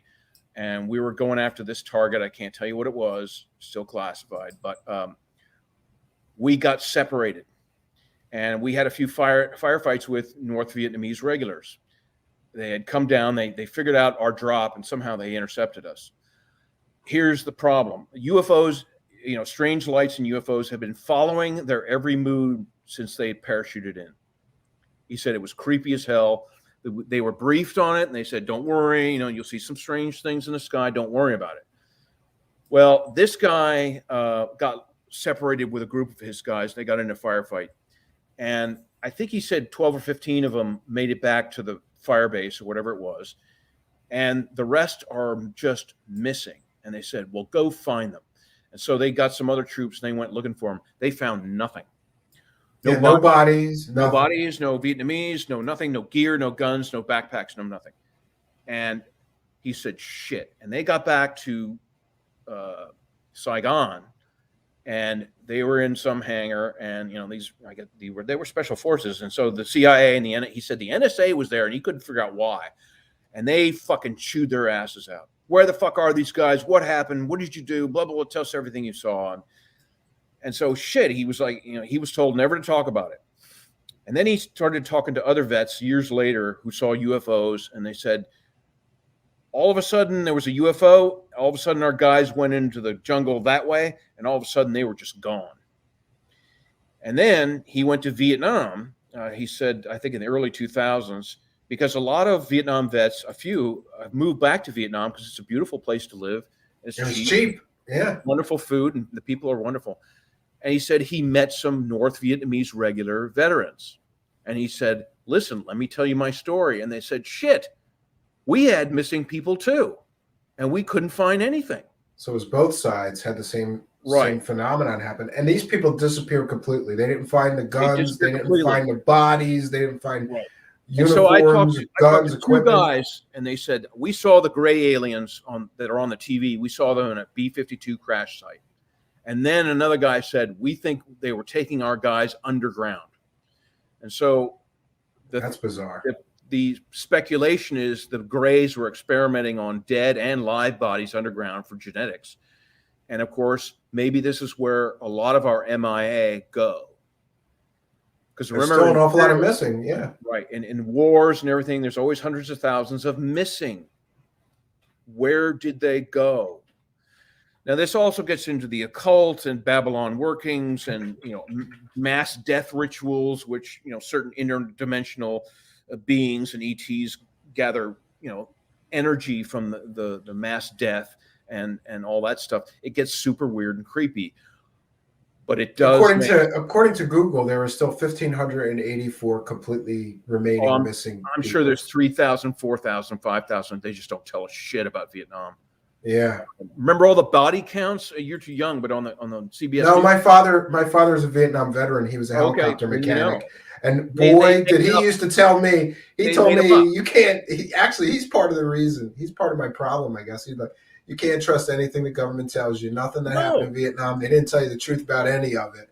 And all those missing people, they didn't even try to get them back. He lost friends, Yeah, he lost heroin money. The CIA gained control of the Golden Triangle, heroin money. My uncle, Stacy Lloyd, was with the American Information Service in Laos. Well, look at this. Walter Bosley. Walter Bosley is here with us. Family member. So, I mean, everyone knows about the heroin part.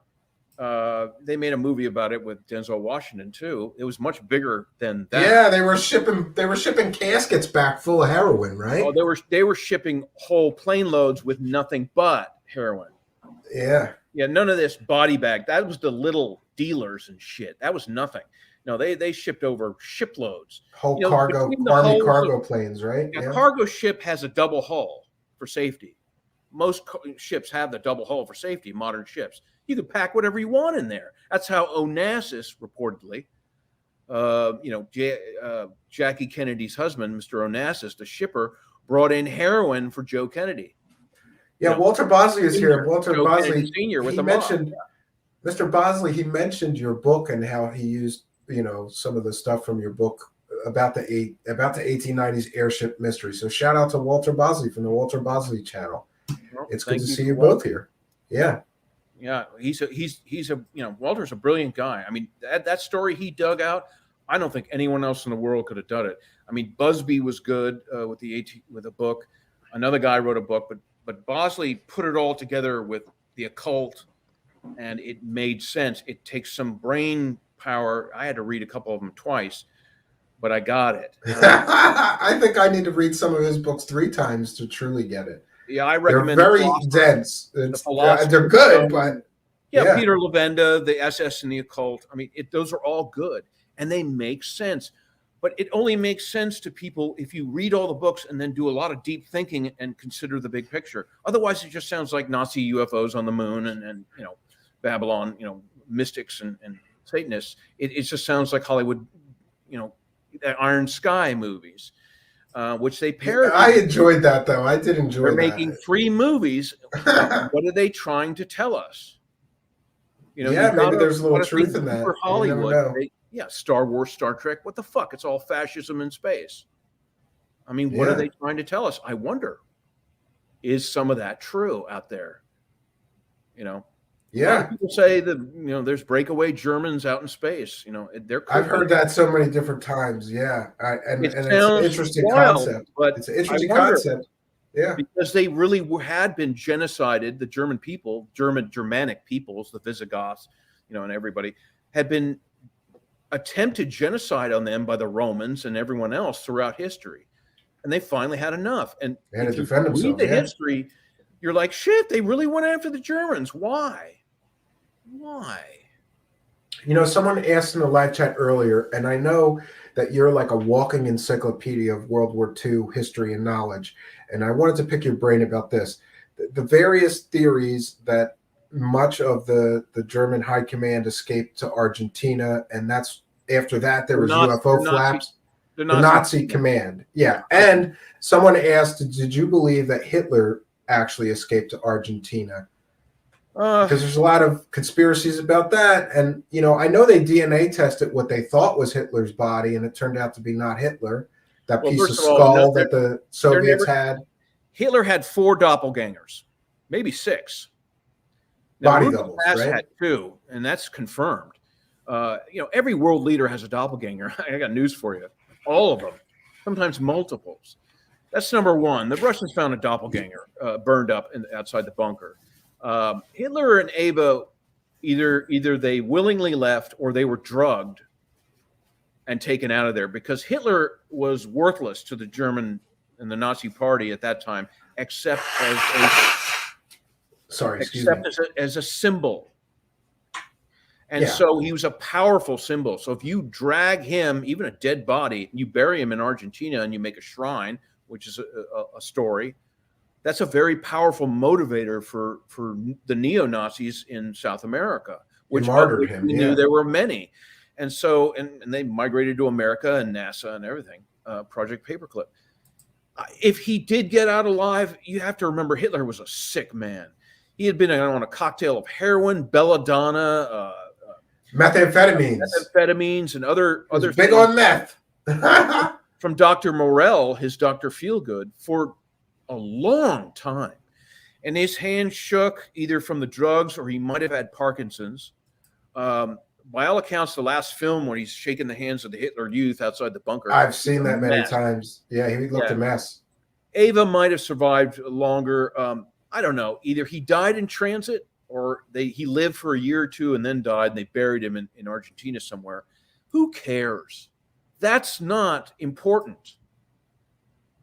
The important thing is Project Paperclip and where all the ex-Nazi engineers and physicists and bureaucrats went.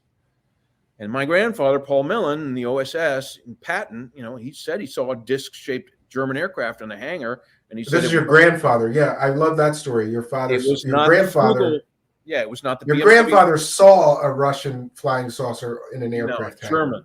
A German. I'm sorry, not German Russian. Disc-shaped aircraft. German. Yeah. He didn't say anything, but he said it was very large, and he said it was not powered by German BMW or Arado jet engines. And because I asked him, even as a college student, I knew about the Flugelrad. And they put jet engines in a circle, and it didn't work. Of course, stupid idea. But they didn't know that until you try it.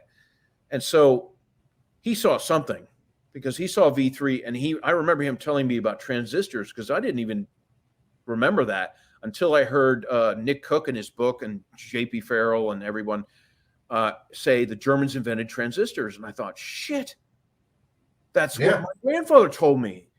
And chemical lasers. I remember he talking about lasers, and I thought, didn't we invent the laser? It's like, no. Yeah, the early 60s. No, apparently the Nazis were already ahead. Transistors. They were so far ahead of everybody else in technology. They really were. And we were 30 Olympics. They had television all over Germany. Well, the Americans invented television first. Yes, but The they Germans implemented perfected it. Yeah. Yeah, they implemented live broadcast first.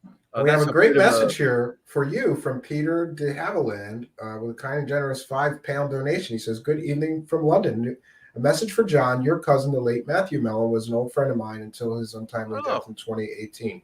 Yeah, Matthew was a wonderful, wonderful guy. He was he died tragically. I'm sorry to hear that. Yeah, that's Chris's brother. I knew Matthew a little bit better than Chris, and Matthew was a great guy. He died early. I miss him. We all do. I'm sorry for your loss. I gotta reconnect with my cousins, because you remember, like, when you were a little kid, your cousins were your first best friends, right? And then you get a little older, you have your own family, and you get busy, and you just don't see them as much. Yeah. Great question from Pix that I'm also interested in hearing your opinions on. He says, "Please ask John what he thinks happened to Patton. Was it just an accident, or was there more to it?" Well, the rumors coincide with my grandfather's story in that Patton was witness to the German Wunderwaffe technology, the rockets, the chemical lasers, the wonder weapons, the anti-gravity, the bell, the Nazi bell. And so he knew that. That's why Ike directed him towards Pilsen, because Patton wanted to go to Berlin and end the war. And they were like, "No, we need you to go direct to Pilsen and secure the SSE-4 division," which he did. And my grandfather knew Patton well. They fox hunted together with General Marshall. They were all chummy. Wild Bill Donovan, that's how he got to know Wild Bill and joined the OSS, is through his fox hunting buddies. And so Patton knew the truth of the German Wunderwaffe, and he knew that it was being transferred. I think they flew it out of Pilsen in DC-4s and DC-6s. I'm trying to remember if the DC-6 was online at that time, but they were long-range aircraft. They refueled in Iceland. Big deal on the East Coast, and they brought it out by train and ship, the Bell and all the mature, nonlinear German physics. So you think that we got it all? Oh, we got it all. We recovered it all? The high altitude experiments on the Jews and the Russians in the camps, all that. Well, I knew about that. Yeah, I knew about those space experiments that they were trying to do. All that genetic stuff that Mengele was doing. The rumor is we got it all, and I bet you we did. Wow. Because America, people forget, America was into euthanasia and eugenics well before the Nazis were. Yeah, that's a scary subject. That's a sad part of America history. It's disgusting, but not euthanasia. But so your dad knew Patton too, then, right? Is that what you said? Did I mishear you, or was it grandfather? My grandfather did, and so your whole family has been at I'm going to write a time travel novel about your family, because at all these crossroads no one would believe it. I swear to God. Think about this. At all these weird crossroads of history, your family has been there. Your grandfather and Patton, your father and Richard Nixon, right? Yeah, we were best friends. All of this strange stuff. And I wanted to know if you could go into a little more detail about what your father told you about UFOs, because I know that I mentioned. Let me answer Patton. Oh yeah, let me finish. Yeah, the Patton first. Yeah, Patton knew everything. The war. Remember, Patton believed in reincarnation. He knew about the occult. They never talk about that in movies, but Patton was into theosophy and Manly P. Hall. He was out there in Pasadena, California, where all that was happening. The Jack Parsons and stuff. He was sort of around there. He lived not far from Jack Parsons. General Patton did, because my girlfriend in college had a house in out there, and we used to go by Patton's house all the time. So Patton knew and believed, more importantly, the true history of the world: Atlantis, Lemuria, the sons of Belial. He knew all that history because he knew the truth of the world. This is why he pushed his troops so hard. Because even though he had high casualties, he knew that death was an illusion, and that all those young boys whom he cared about would just reincarnate. Their death is an illusion. That's interesting. The German high command only feared Patton.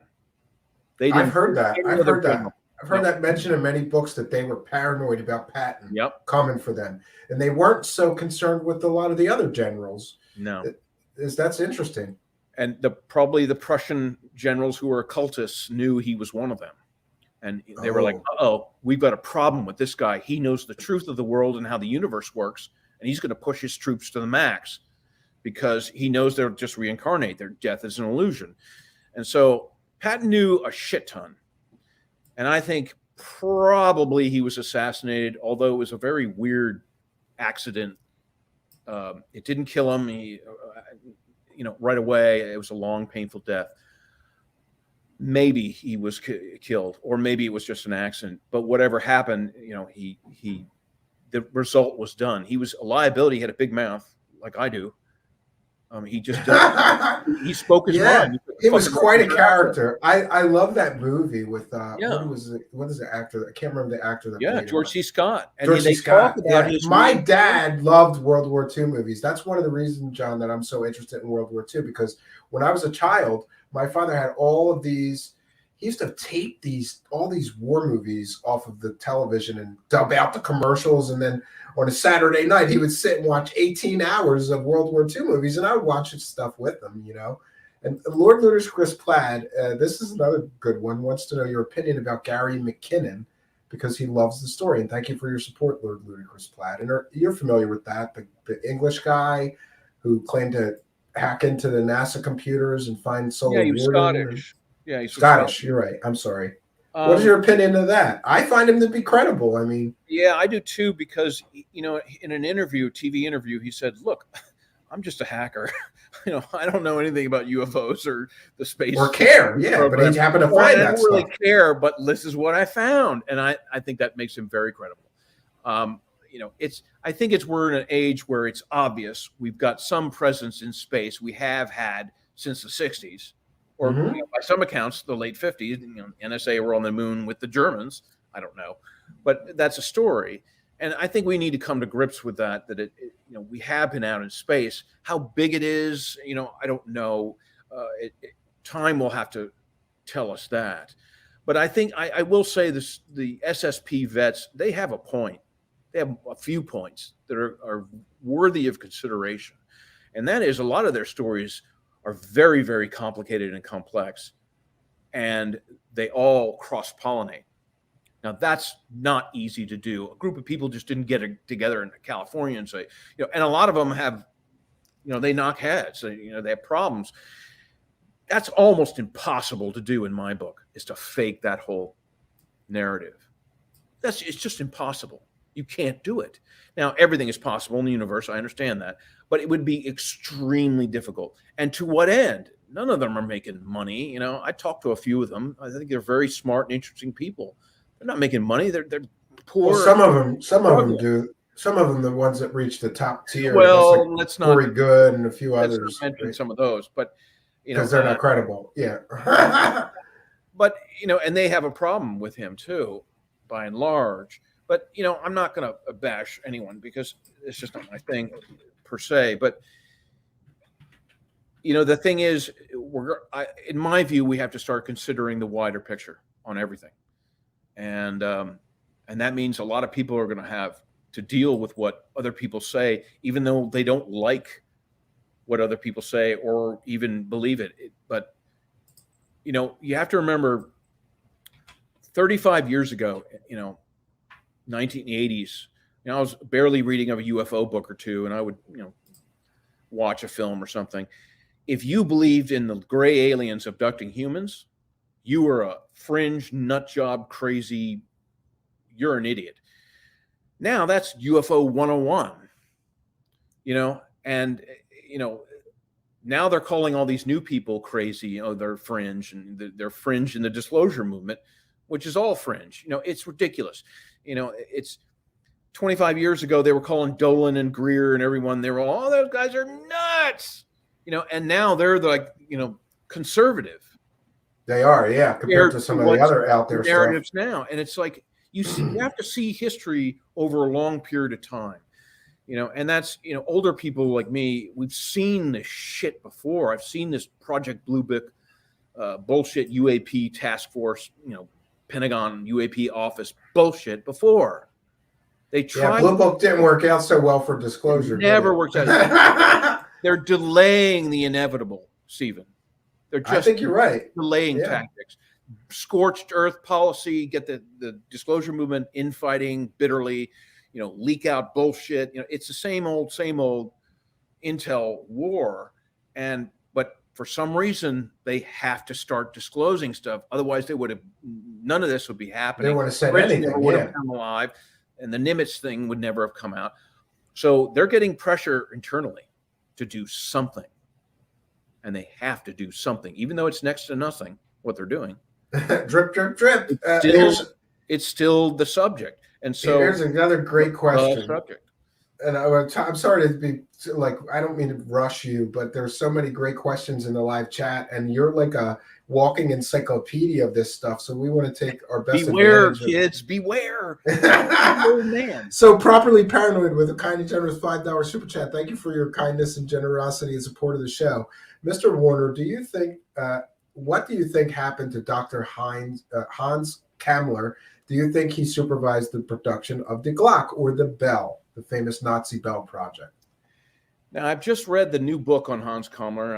I chatted with the authors over the email for months, and they did a very good job with it. I forget that, it has his picture on the cover of the book. You can look it up. And I've studied everything. He has a cameo in my new book, Lion, Tiger, Bear. And the next book is going to be mostly about Hans Kammler. He's got 10 different deaths. He was cited at 10 different places after the war. He was scrubbed from history very well. I think probably, most likely, he got on one of those planes in Pilsen with the Army G2 and the OSS people. Probably sat next to my grandfather and had a martini and flew to the United States. Or he went down to Bavaria and joined the rat line through the Vatican, through Spain and Portugal, and got on a U-boat and went to Argentina. If he was in Argentina, he definitely there are several stories that unproven, but the stories are that he was seen at NASA in the early '60s with Debus and Dornberger and von Braun and others. I think that's highly likely because.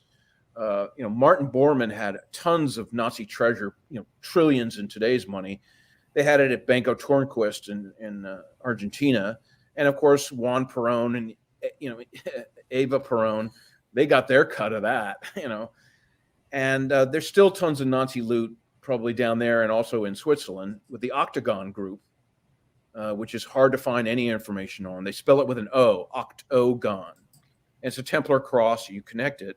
And it's an octagon, but that's where all the Nazis found. The Ahnenerbe found Anunnaki treasures, the Holy Grail, perhaps with Otto Skorzeny in southern France. All the Cathar, Knights Templar Cathar, those kind of stashes. They had tons of it, and it's still circulating the world. A lot of it's in the U.S. Everyone's like, "Oh, where's all that missing artwork?" And it's like, well. Go look at some Russian dachas and probably some homes of Committee of 300 families, and you'll find a lot of that missing art. It's all around the world with rich people. Rich people got to hang it in their living room, right? Oh, some priceless work of art. I've never seen anything, and I'm not an art expert to see that something. Isn't it interesting though that the Nazis stole so much of the art and culture, and so little of it was recovered after the war? So it's all got to be somewhere. It's all got to be somewhere. It's everywhere, Stephen. The blacks, the deep state black slush fund was started with, money from Rockefeller, my grandfather for sure, and other guys, and some Nazi money.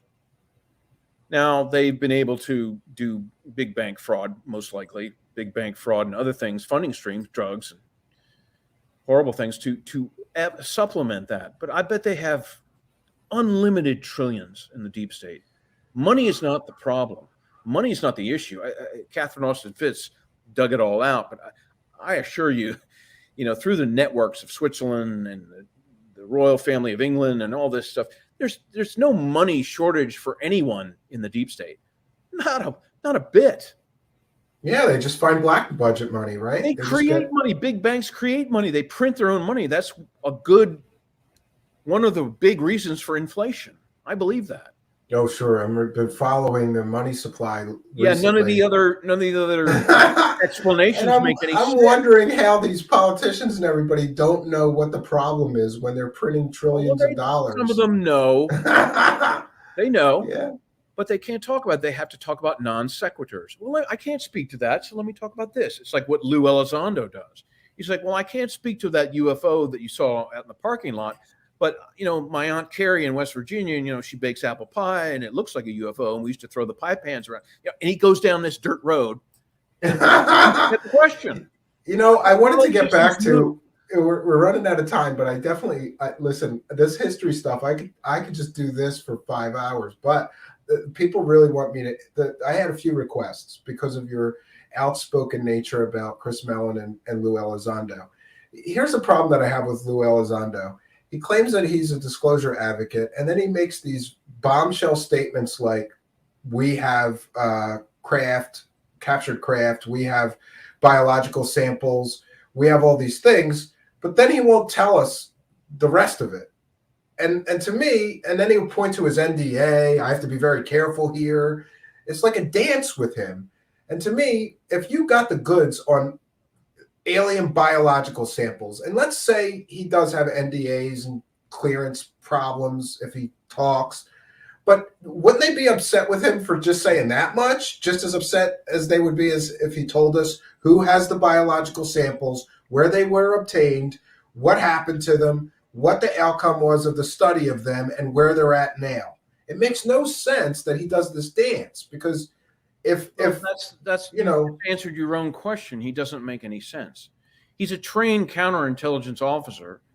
But the problem is, my O&I friends, they say, we know Lou very well, and we know his reputation. And I said, well, what's your advice? This is years ago. And they said, steer clear and don't believe a word that comes out of his mouth. Wow. And coming from somebody like you, I think they don't know why someone like Chris Mellon, my cousin, would even be buddies with this guy. They're polar opposites. I find that very strange. Mellons don't hang out with ex-army counterintelligence in-country, interrogation specialists, spooks. Chris has to because of his former work, and he's always once intel, always intel. And so they're an odd couple. It's so goofy and weird and disturbing because the things that are leading the American public is misleading them. It's atrocious, because it's giving more and more credibility to this story of all the dirty laundry of the military-industrial complex and the IC and the corporations and the government, and all the military branches have their own black ops portions that have stained the reputation of the Army, Air Force, Marines, and Navy, because most of those people are upstanding, patriotic citizens. I've known a lot of them. I met all the crew of the USS John Warner submarine. My God, the captain and I laughed about it with the. That's another part of history that I said, "There's a 0-point energy generator in the hull, isn't there, Captain? I'll bet it goes 100 knots underwater." And he just laughed and said, "That was really nice to meet you." And he walked away. Yeah, but back to Elizondo. Do you really believe? Because there's a few possibilities here. Either he's controlled disclosure, and they're trying to craft the narrative their way, the way they would prefer it to be dripped out to the American public, like he's a paid almost disinformation agent. He was officially a counterintelligence guy. He is. And so you believe, but do you believe that he is paid by some deep, dark part of the government that has access to the UFO secrets to try to control the narrative? Do you believe that he's in on it? I mean, the DIA, he's DIA and CIA, so is Chris. But look, Chris and Lou, let's give them the benefit of the doubt. I have nothing personal against either of them. I'm just. Well, one's your cousin, so I would hope not. Yeah. And it's, for Lou, some of it's the money and fame. That's certainly not something. Chris is a very private person. He doesn't want fame. He's doing this. I think they're both doing it out of a sense of patriotism. And here's why. I think they truly believe what they were told by their bosses. And there is a grain of truth, as we and I discussed earlier, that the American people will panic and we will have violent protests and suicides and collapse of religions and things like that. They have a point. But what they're doing is not the way to do it, because they're lying and they're skewing it in a way to distract. And that's just giving further, my heart is sinking because it's giving me more and more, circumstantial evidence that all these crimes have been committed, especially, a human trafficking component to the secret space program. That's horrific to consider. Yeah. I hate that. I mean, I lose sleep. I've puked in sinks. I mean, it's disgusting. Well, speaking of crimes, And they may not believe that. They may not believe.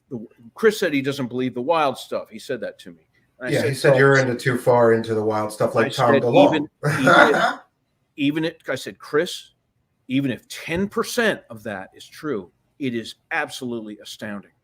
You can't ignore some of this stuff. He just said, no, you and Tom DeLonge. And I was like, okay, I'm insulted. Tom DeLonge may, he's not an activist. He's in bed with the CIA. And I don't know, maybe they blackmailed him too. I mean, it's just obvious.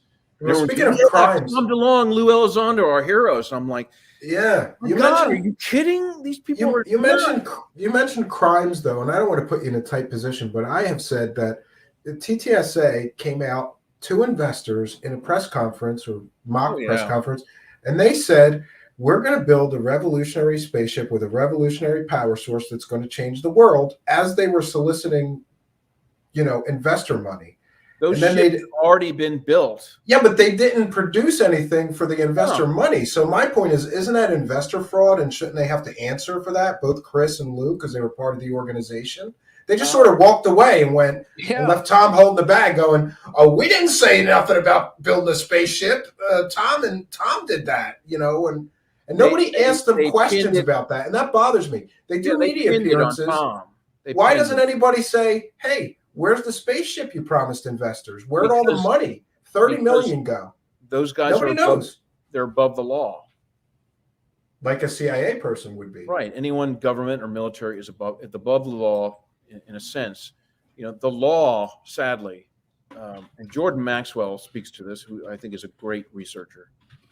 And he said, look, the law protects the system, the legal system. That's its primary function. It protects corporations, politicians, powerful, rich people, elites, and everyone else gets short shrift. And that's why, and the prison system is just slave labor. It is slave labor. Well, yeah, we saw Kamala Harris trying to keep people in prison so that she could use them to fight wildfires. Everyone who says, if you trying crazy. to drag people into court is impossible. You couldn't get near Chris Mellon. He has national security get out of jail free cards. They all do. So is it a bit like the recent revelations that CIA people were caught with pedophile stuff on their computers and doing pedophile things, and they were never prosecuted because they might, if they were forced to testify, be forced to give away secrets? Is that why they get a pass? Chris and Lou Elizondo? Yeah, they get a pass because of their national security stuff? Yeah, they can't go to So they can run any scam they want? Like, is that how it works? Within reason, I guess, right? They're just going to get a pass. This is the state of play in America. I've lost all faith in the government in America. I still love the military that's not the black part, deep state part, but I love it. But it's just a shame. And people go through their daily lives and they're like, well, that's just the way things are. And I'm like, I don't think so. Somebody said, an ET said, purportedly, an ET said, look, Earth is the darkest place in the universe. And you guys need to understand that. And that's why supposedly there's a lot of benevolent people in motherships, hanging out, rooting for us. 12-strand DNA experiment, 22 different sets of DNA from star beings and star nations. That's probably who we are. Darwinism, that's stupid. Evolution, apes, that's stupid. That's been there was quite a jump in a very. I never believed. I mean, I believe in evolution, but some of the things we're told about the origin of our species, the missing link. There's just too fast. It just happened too fast. We went from nothing to this. Yeah. Proto-humans, Neanderthals, and Australopithecus, they're not humans. They don't pack the gear for speech. They don't have higher consciousness capabilities. And everyone's like, well, we'll find that missing link. Well, they'll still keep digging in Ethiopia, finding proto-humans. Well, in their defense, they found some of them, but they haven't found enough. Like, no. Yeah. We have some chimp DNA, Neanderthal DNA, which has chimp DNA in it. Lloyd Pye drilled this out, Dr. Lloyd Pye. And Pye is his name. He's dead now, but he said, there's no way we evolved from apes. It's impossible. I followed him a lot. I liked him. He was a brilliant guy. And it's just like, there's confusion because Lord Ludicrous Platt is asking, has John ever met Chris? And Chris Mellon is your cousin. Many times. Sure. Yeah, many times. Just to clear up the confusion. We went to camp together when we were young kids. Wow. I would like to see that. You two future Illuminati members. We were both wimpy kids. I mean, and Properly Paranoid asks, and this is right on topic, if Lou is pushing disclosure as a patriotic duty and is now being labeled as a whistleblower, how can he still be employed for the U.S. government? Because, he said he's a contractor for the U.S. government right now. That doesn't make sense either, right? If he's spilling the beans on UFOs, they wouldn't hire him, right? Well, remember what my O&I friends told me. Steer clear and don't believe a word in his mouth. He's probably paid by 10 different agencies. His paychecks come in the mail, from 10 different places. Wow. I think him and Chris really do. There's a component of them that think they're doing the patriotic best. The right thing. Got to take one for the team. Because I told Chris in a letter, I said, listen, man, I'm your cousin. I fucking love you, man, but you're going to be the fall guys in this. They really are. They need to throw somebody under the bus. Those two are. They'll top throw of the me list, under there. probably. They'll lump me up with the Illuminati melons. But I'll be a loser too. But it's like, man, you're going to be the fall guys. Why? Yeah, and thank you, Properly Paranoid. They believe the thin file they got on the UFO subject. They believe it wholeheartedly. And so you think they only got a small portion, right? And thank you, Lord Ludicrous Platt and Properly Paranoid. They got 100. Yeah. It's crazy. And I'm like, who would volunteer for this job where it's obviously going to fall apart within 10 years? The Great Awakening is happening. It's a fact. I mean, I've seen it over the past 40 years. People are much more interested in Earth history and megaliths and UFOs and the universe and the cosmos and consciousness. I think I've seen a switch too, from what I remember from when I was very younger. Nobody talked about this. No one. There'd be like one television show a year about anything strange. I was the UFO kid at high school, and so was Chris. Chris Mellon had a UFO club in high school and college. I did not know that. So he's had a lifelong interest. And Al Warrior asks, I think there's part of him that's really earnest about this, but he does not see the corruption. Al Warrior's asking about. He doesn't see the vastness of the corruption. He knows there's a little, old boy. Some problems, but he doesn't see the full picture. National security, Al Warrior, the kind $5. He's asking, can this be related to 411 missing? Are you familiar with that sort of conspiracy? The 411 missing people for their own agenda. A lot of people go missing if they're doing something people don't like, right? But 411 missing is all in the national parks. It's a strange conspiracy. Well, there is a story that high-value targets like scientists and engineers are abducted for the secret space program or the deep state, USAP, unacknowledged special access programs from national parks. That's the story. It does make sense. It's a great place to kidnap someone. Yeah, if they're hiking out in the woods. Lost in the national park, or they, if you want to get rid of somebody, a plane crash, or a fake heart attack. That's easy stuff to do. You know what I just saw that I thought was terrifying? Stephen and I die in car crashes or heart attacks. Who got it. You know what I just saw that I thought was terrifying? That the CIA developed a heart attack gun. Oh, that's the least of their toys. I mean, they've got, they could kill you with a satellite in a millisecond.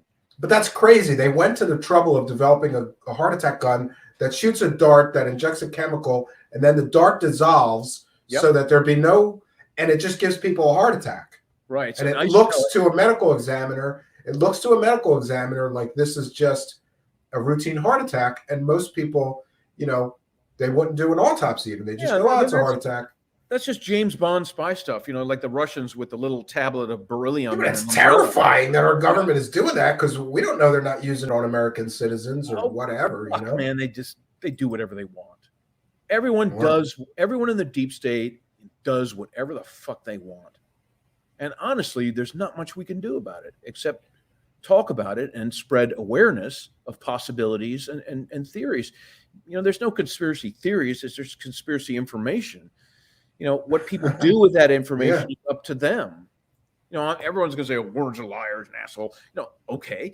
But I'm just telling you my opinions. You can formula. I want people to think for themselves, stand in their own power, and be empowered. Don't bow down to any government or God or whatever. The gods were just ETs.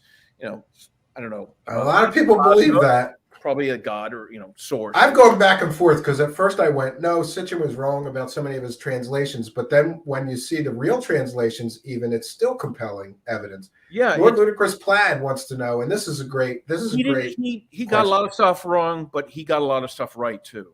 Yeah. I have to go back over that whole rabbit hole, but due to recent things that I've been reading. But Lord Ludicrous Plaid has a good point here. Where does there seem to be a change from craft to orbs and the skinwalker dino beavers, which I thought was ridiculous?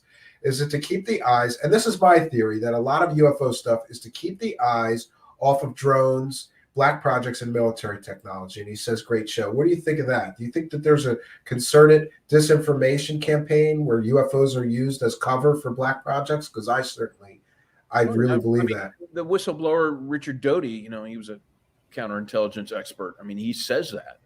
Mm-hmm. I think I don't know much about Skinwalker Ranch, only that the American West, according to the Native Americans, is very leaky. There's a lot of natural portals to other dimensions, and they talk about this in their people have said that, yeah, oral history, and so that makes sense. Skinwalker Ranch is probably some deep state enclave where ETs appear. They're like, hey, how you doing? And they're like, soldiers and searchlights and they get called away, and they're like, well, crazy. Hey, I'm just here to pick up mangoes. That's the only. We're here to pick up the mangoes and watermelons. You picked the wrong spot, ET. And they arrest him. I don't know. There's a lot of wacky stuff out west, but the story of the Dulce base and all the gray hybrid human experiments and the horrors of women and children in cages. That's on an Apache Indian reservation. Yeah, and I went there. And they'll tell you about all the black. I went there looking for everything, and I even paid. I paid a Native American. A lot of military presence on their reservation because I paid people out of it. I paid to get access to that. It's on a Native American reservation. You're not even allowed to walk on there without permission. So I sort of paid a Native American off to be a guide, and we didn't see anything, but to my, I don't know. I thought that was all disinformation. I didn't see any signs of like vents or a base, and was all over it. But then I thought, well, they could have moved it after word got out, or, I don't know. But I wanted to, get back to, we got to end this soon because I don't want to keep you, though I appreciate your time immensely. And I'm so sorry for our screw up earlier. Yeah, but listen, your father's, I did a lot of research on him, because I started listening to your interviews, and I was fascinated by your family history. So I did a lot of research on your father, and I wanted to know, because you've mentioned that at various times you went to your father and you were asking him about UFOs, and he had this sort of strange attitude towards you about it. So I wanted to know, what do you think that your father knew about UFOs, aliens, and the government secrets? And because you've come to him at various times, and sometimes he was very cagey about it, telling you it was nonsense and you're wasting your time, right? And then other times he sort of let a little bit loose, right? What do you think he knew? And what did he tell you later in his life? Or did he tell you anything? It's a long story, but I do tell the story in my other interviews, like on Dark Journalist and with Regina Meredith. So I'll do the quick version. When he was Secretary of the Navy and I was a kid, I read his top secret briefings. I was off his desk, yeah, bastard. Top secret. And, what's this, Dad? I'm gonna read this. Yeah, my best friend and I were like, "Ooh, project, Operation, Deep Freeze," and he was really angry when he found out. He never locked his safe. Or maybe I knew the combo. I can't remember. I was like 12, but when I was 14. I said to him, one night he had a few drinks. And I said, oh, hit him up. And I said, get him when he's drunk. Yeah. Be more honest. Come on, Dad. Operation Deep Freeze. Why the hell are we in Antarctica? Why is the Navy down there? And he said, well, the Russians have missile silos and sub bases, and we have to have ours to counter that. And I said, well, there's got to be more than that. Why all the way down there? And he said, well, and he pointed up to the night sky at all the stars, and he said, space operations. Now, I didn't think much about that until I read Nick Cook's book on the Germans in Antarctica. And apparently there's an electromagnetic hole that makes it easy to go in and out from space. But in 1993, I'd always talked to him about UFOs, and he didn't want to talk about it. And in the 80s, not many people did. But in 1993, a racing buddy sent me the MJ12 files. And I showed him to Dad. I printed them out. And I said, I don't know the validity of these. They come from a guy I know. His father's in the aerospace business. What the hell is this? And he said, let me borrow these. Let me read them. And I was like, oh, that's strange. And what about write them right now? And he's like, no, I don't have time. Maybe he recognized the moniker Majestic right away. Oh, yes, he did. We went back and forth for months. Every couple of weeks, I was like, what about those files? Oh, I'll get back to you. What about those files? Oh, I don't have time. And finally, I cornered him. I said, enough. This is 1993. This is early on for me. And I was a very naive 31. I really was. Race cars, beer, women. I was just a fucking idiot. Yeah, you got like unlimited money, so I don't blame you. I'd be partying it up, right? Well, not unlimited, but race cars and women sounds fun to me. I did party it up. But we were young people. That's what you do. But I did this one thing, and I said, God damn it, tell me the fucking truth on this. This is the truth, isn't it? And he said, no, now listen, the Pentagon told me it was a hoax, and the FBI said this. I said, what do you think? And he said, well, I said, I've read this book on Roswell. I've read this book, the Project Blue Book. I've been after UFOs all my life. You know that. I know about this subject somewhat. I'm not as good as other people, but I knew some stuff. And finally, he's like, look, don't go down that road. You're not going to find what you want. That is national security stuff. They've got it all wrapped up. You won't find anyone to talk with you about it, which is not true. I talked to Bobby Raymond about it in his office, the Admiral. But he said he was just trying to protect me. And I know that now. But I was like, God damn it. He's like, just leave this alone and live your life and go race, have fun. I said, how the fuck am I going to have any fun or do anything in life now that I know this is the truth of the world? And you didn't deny that it was the back truth. Engineering shit. That's what I thought.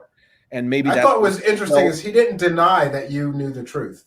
He just told you to stay away from it. You're not going to find it. I mean, Greer told me he was a MAGIC member, which is Majority for Joint Intelligence Committee, which was not anymore. They changed the names and they changed all these committees and acronyms, but it was a liaison. He was on the Senate Select Intel, and he was chairman of the Armed Services Committee. And so he was read in on his slice of the UFO file.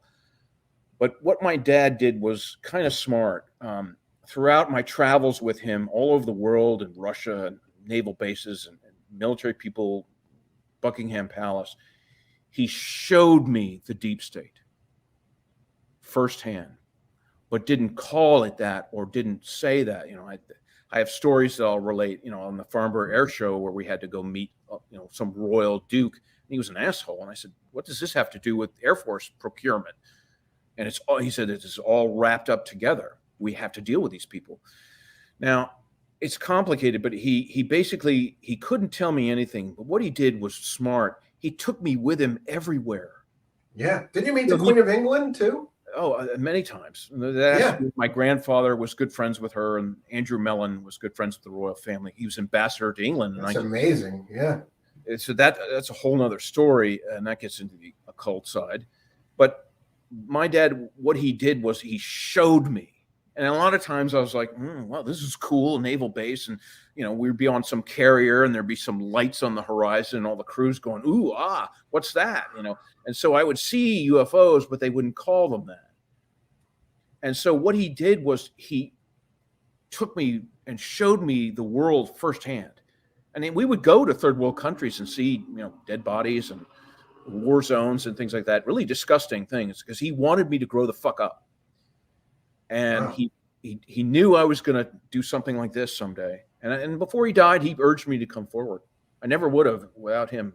Wow, that's interesting. My And wife- you know what is another little known fact about your father is that he was at one time married to Elizabeth Taylor. And she believed in UFOs. What was she like with She was very she cool. talked to you about UFOs, right? We did. this She stuff. she saw one off the coast of California with Eddie Fisher, and it did the zigzag impossibility maneuvers, G-force, and because it had a time-space bubble around it, and so she knew that truth.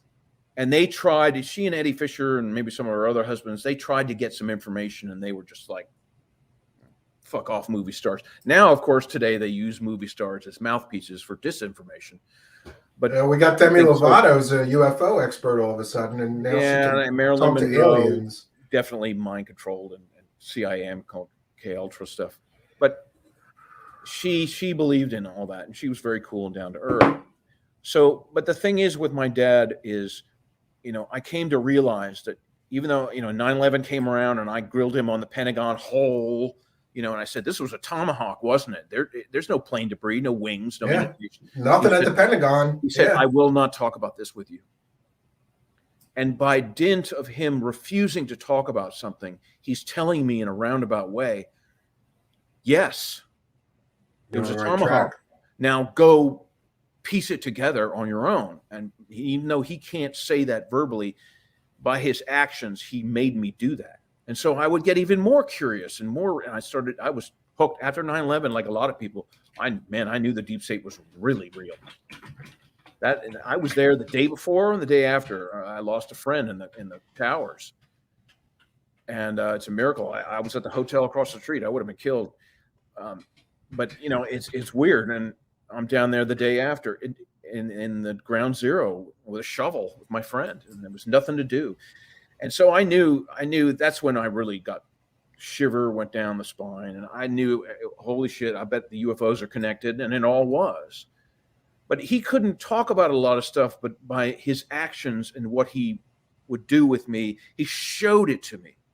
In other words, you can talk to somebody about UFOs, but if you take them to Area 51 and take them into a hangar and show them something without saying a word, you could say, well, I didn't say anything.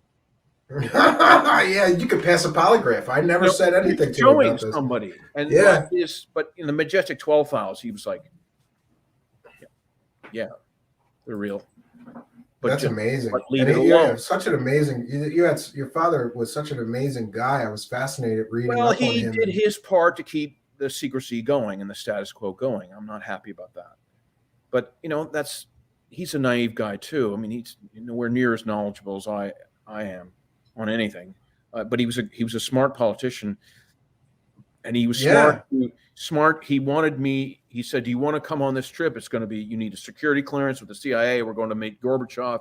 You're going to get grilled and blah blah blah." So I have a CIA file. They knew when my wife was going to date me when we first met. She had to submit me, and I said, "Oh, don't worry." I already have a file from going to Russia with it. They can just add to it, right? Is that true? Well, if you're in the CIA and you're a woman and you start dating a guy, you have to. I thought it was great. Yeah, she was checked out. Brilliant linguist. She's head of the Spanish division.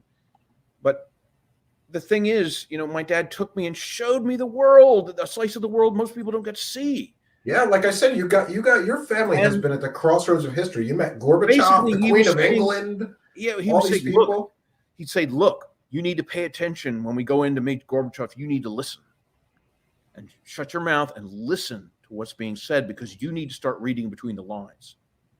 And I did. I didn't listen, everything. And I didn't know Russian, but I knew Russian history from my college years. That was my major. And so he said, always listen. You need to listen carefully, because what these people say, especially when they're drunk, is very telling. And get a few martinis in it. You'll get a picture of how the world works. And so, all these stories I have, and being with him and travels all over the world, he was showing me how the world works, and not just the posh dinner parties and champagne stuff. He showed me the dirty side of things. He says, let's go to the bad neighborhood of this city. And we'd go and we'd see the shanty towns and people in a ditch dying. Or, I saw that in Egypt and Indonesia when I was a teenager. I didn't shy away from that. I wanted to know everything about the world, especially all the hard stuff. And I've never been on a battlefront, but I've been near ones, and just the devastation. And that's why I'm trying to work with veterans. I'm trying to do my part to give back to those. Yeah, thank you for that, because my father was a veteran, and he I would feel appreciate that's somebody my doing stuff duty. like that. That's my duty, and Yeah. they're very nice. Well, I've kept you here for a very long time, but I thought that the best way to end this, because I see you as this sort of, like you said earlier, like this sponge, and you're taking in all of this conspiracy land stuff. So I'd like to ask for your prediction of what's coming in the world of conspiracies and UFOs in 2022. What do you see happening in the next year with UFOs, with maybe some revelations about the deep state and our world? Because it seems like before it used to be, remember before when everything, these crazy conspiracy theorists, but now it seems like there's a 60-day window between a conspiracy and its reality now, right? Like we find these things out, like, we're not crazy. This really did happen. Well, thank Chris and Lou and the DIA and the CIA, because we were all everyone in the disclosure movement was vindicated in 2017. I had good friends from college come up and say, "Hey, you're not an idiot. And after all, you were right about UFOs." Yeah, the government said they're real. Thanks. Right? Jerk off. But at least they did that. They brought a dead topic alive. I give them credit for that. And they still are keeping it alive. So I give them credit for this. But come on. I think we're going to get more of the same in 2022. I don't predict things all that well. I give you some opinions. I think they're going to double down on the UAP office. Now there's going to be a UAP in every garage. CNN's going to pump that with, testing. Well, yeah. David Wilcock's going to be selling hover cars. My gut feeling, which I urge everyone to respect, that's your higher self, your gut feeling, sixth sense. It's telling me that by 2030 we're going to have some really solid disclosure, but I don't think it's going to make a lot of people happy. I think disclosure is a very sad and grim reality. Yes, there's some beautiful things about it. Obviously the universe is mostly benevolent. I think that's wonderful. I think what people are doing with mass meditations and if they want to go on a CE5 or something, I'd advise caution. You might summon a baddie, but these That's are all the positive things to do, because really, disclosure is going to have to come from us. I believe that. And it's not coming from the CIA people. And this gets back to my wacky theory that maybe they're doing a lot of this stupid thing, UAP office stuff, to poke the disclosure movement with sharpened sticks and get us to, I don't know, argue or whatever, but at least do more, because they can't talk about it. The deep state is full of factions by all accounts, and none of them get along. And so a lot of these people have scalar weapons that theoretically could take a chunk of the earth, away, which would kill everything on the surface. Forget nukes. I think it's most likely that Simon Parks and other people are correct that ETs have been disabling nukes since the early 90s. Because come on, that's terrifying. Some country would have lobbed off a nuke by now. Sure, a few little tactical nukes. I think they were using them in the Yemen. If you look up videos of Yemen, and we got an ammunition bunker. Look how giant the explosion. I'm like, shit. Okay, maybe that was an ammunition bunker. Maybe it wasn't, and somebody was using a TAC nuke. It's apparently the TAC nukes that the U.S. military has, the radiation signature dissolves in 24 hours. That's what I've heard. So take it for what you want.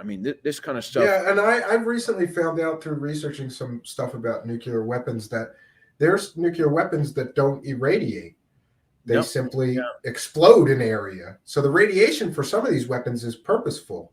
They don't have to irradiate the whole area if they don't want to. Some of the weapons are just in the last 20 years of development. Yeah, they're just concussive, huge bombs that will, destroy a whole city, but not leave it irradiated. It depends right, and on they'll what always say, and it's possible they'll say that's just a fuel air, thermobaric weapon, which is also devastating, like a tactical. Yeah.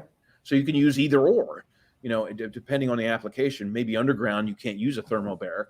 Obviously, there's not enough air. So maybe a technique for underground facilities is the way to go for black ops, special forces.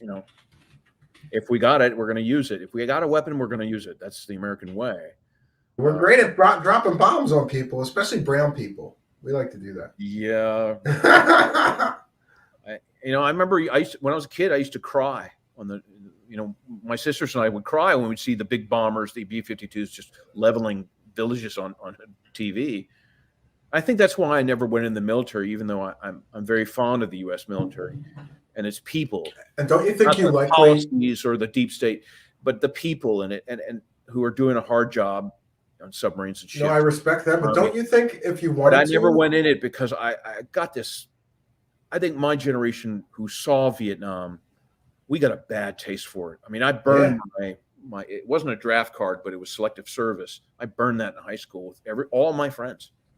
Everyone's like, why didn't you go in the Marines or Navies like your dad said? And I said, because the stain of Vietnam, that horror from my 80s generation. I graduated high school in 81, college in 86. We were not. I had two friends go in the military of a class of 100, whatever, 72, high school. And that was it. Well, and with your family connections, you could have went anywhere you want. You could have went to Annapolis. I would have gone to the Navy. Or anywhere, I think. Right? The Marines. I really thought about it, but then I was, hooked on the racing thing, and I was young and I was arrogant, and I just said, "Nah, I'm going to be a racing driver," and that might have been my higher self going, "Don't go in the military because." Now, this is a story I've heard, and I can't confirm any of it, but once you sign on the dotted line, I don't care if you're a private first class or a 4-star general, you sign that military document, you're basically under national security protocols. And if you dig deep enough, if they don't like what you're doing or what you're talking about, they do have a legal right to terminate you. Wow. That's crazy. I can't confirm that, but it does make sense to me because my O&I buddy, when I was telling him about some of this, he said, I can't believe anyone in the military would go against the Constitution, anybody in uniform. And I said to my friend, listen, the people in the deep state I'm talking about in black programs, they changed uniforms 5 times a day. And he said, I know what you're talking about. And so, probably this is why I know a lot about the military. I'm passionate about the history of it, but you didn't want to be a part of it. I think subconsciously, or maybe my higher self was looking out for me and just said, be a racing driver, you schmuck, and don't do that. And I never did. And I didn't sign any of those contracts. I'm not sure if that's true, but I would think for certain officers, maybe above a certain rank, that might be true. Because if you're a Navy, lieutenant or a lieutenant commander or whatever, and you're on a submarine and you're dealing with classified stuff and you get drunk at a bar and you talk about it, they might throw you in Leavenworth for life. But if you really heard that, yeah, you notice how most or all whistleblowers, they're all enlisted personnel. Robert Dean, all these people, they were all enlisted. I can't think of one officer or, God forbid, a general or admiral who has come forward. Not a one. And maybe it's because of that, clause. Yeah, it could be. I've never heard of that, but it wouldn't surprise me. Do you know of any whistleblowers, any in the UFO field that were former officers? No, not really. Never I think there might have been one. But Colonel Corso count? Was he an enlisted officer? But I don't find him very credible. But he might have been. Very few. Yeah. Very, very few. It's mostly enlisted personnel. And I wonder it's because, you're an officer, you have to sign 10 contracts. So that's just a tidbit. I come up on my own. I don't know if it's true or not, but it does make some sense. Well, that's a somber thought to know that they could. It is. That. I mean, it wouldn't surprise me. I mean, they kill people to keep secrets. They're going to do anything to keep certain secrets. You know, everyone's like, oh, I don't believe in that. It's like, God, this is a dirty world, people. I mean, I've seen it. It's grim. I mean, we get violent movies. We're very desensitized to violence. You know, games, movies, TV shows. It's all aliens and violence and monsters. You know, we're very desensitized to it. You know, in 15 years, if they disclose all these horrors, you know, there's a good chance a lot of the Americans, at least, because we've been programmed the most, I think, will be like, I knew it. You know, and that's it. Yeah, could because be. It's been, you know, Tom Cruise killing the monsters and you know, all these sci-fi movies. It's all violent. Alien movies. Those are horror movies. They're very good, but they're horror movies, the Alien franchise. You know, Star Trek's not too bad, but it is violent. Star Wars. It's war, yeah. Darth Vader and his minions. Yeah. The Alliance. I mean, come on, people. What are they trying to tell us? Well, it was interesting that the reboot of Star Wars, the last three, they really, really did use a lot of Nazi sort of imagery. Well, they always have. But I mean, you know, if there are Germans, they're the bad guys. Make them look like Nazis. You know, they're not trying to hide any of this. Everyone's like, oh, I don't believe the Germans in space. That's all nonsense. You know, look at the movies. I mean, yes, Iron Sky, the franchise, parodies it, but come it's on, kind of funny, but it's fun. My nephew and my grandson, they're like, Star Wars, and I'm like, my God, it's just, you know, the few rebels fighting all these fascists, you know, and they're hired mercenaries, you know, ET mercenaries. You know, it's some of them were, it's brutal slavery. They talk about slavery. Remember, was Anakin's mother, and they were slaves. They were slaves, and then Anakin killed all the Sand people. He killed the whole village. He killed all the Sand people. Genocide. They touch upon, I think, some of the realities of our world and our solar system and beyond. I think they're trying to really tell us something with all these movies. As long as you don't tell us that it's basically a true story, like David Wilcock. George Lucas got the idea of Star Wars, I believe, from Robert Morningsky's grandfather, who wrote it down. It was an oral history, his Native American tribe, about this, you know, planet killer and all these, you know, mean people. Yeah, I've heard something about that once. And before. George Lucas took it and gave him no credit. So George Lucas can kiss my fat ass. You know, he's and Spielberg too. You know, he and Reagan in the White House with Close Encounters, and E.T. Oh, how you love your docudrama. You know, I mean, it was all, they were showing us the truth. It's so obvious. People are still debating, oh, I don't buy it. Really? What do you buy? You know, I mean, it's incredible. It's all in our faces, and people are, oh, I don't buy it. Like the entire Hollywood is geared towards war and sci-fi and violence. Sure, yeah. It's, you know, this stuff is, you know, we're not all crazy making this stuff up. It's in our faces. It's incredibly obvious. Everyone in Hollywood and the CIA, they're like, God, they're finally getting it. Those idiots. We've been trying to tell them for 50 years. Yeah, well, a lot of people think that some of this Hollywood stuff is designed to acclimate us to the idea. Right. The first movie, the story goes, the first movie that the CIA and the U.S. military cobbled together was in 1950, the day the Earth stood still. Yeah, and that was a movie about aliens coming to visit. And the aliens, the ET says, you've got to get your shit together and clean the environment and stop doing all this nuclear stuff. And that's been the ET, you know, that's an obvious good narrative. And after that, it just sort of went downhill. And monster movies in the 50s, Flying Saucer Mania. I love those old 50s sci-fi movies, though. Yeah, it's a guilty pleasure. I love Forbidden Planet. I love that. And that's also the military, you know, all male military saucer lands, and they're like, well, we'll blow it all up. They blow it all up. But in reality, they wouldn't. They would have had more saucers and more military men come in and capture all that underground technology on the planet. That would have been the real story, and said, oh, well, we better blow it up. You know, no, they would have co-opted that technology. Toot sweet. And that's what we do now. I mean, you know, a crash landed UFO. Apparently, we have so many crashed UFOs and trade goods, you know, UFO spare parts and Medbed components or whatever, and we turn it away because it's like, oh, we've got warehouses full of that. Come back, Darth Vader or Mr. Klingon. Come back, next month with something good. We already have that. Yeah, surplus of technology. Yeah, well, you got to come back. You have to come back sometime, and we'll just talk about UFO crash retrievals because I got a huge file of stuff, and we could go through my files, compare your files. I got to tell you that everybody in the live chat is. I don't have any files. Oh well, I think you have an encyclopedia. Do you have somewhat of notes? My notes are on my. No, but you have somewhat of a photographic memory or something because you. I do. Yeah. But all my notes are on my website in PDF format. Go to John W. Warner IV, author, and go to research, and all my notes are there. I'm working on 2021. I'm finishing up 2021 now, and I'll post it. It's just random notes. They're not my opinions on anything really. Yeah, I will share that. I will put. I'm a band show host. I will share you have a website, and I have it here. And I want people to make sure. I'm an open book. I'm an open book.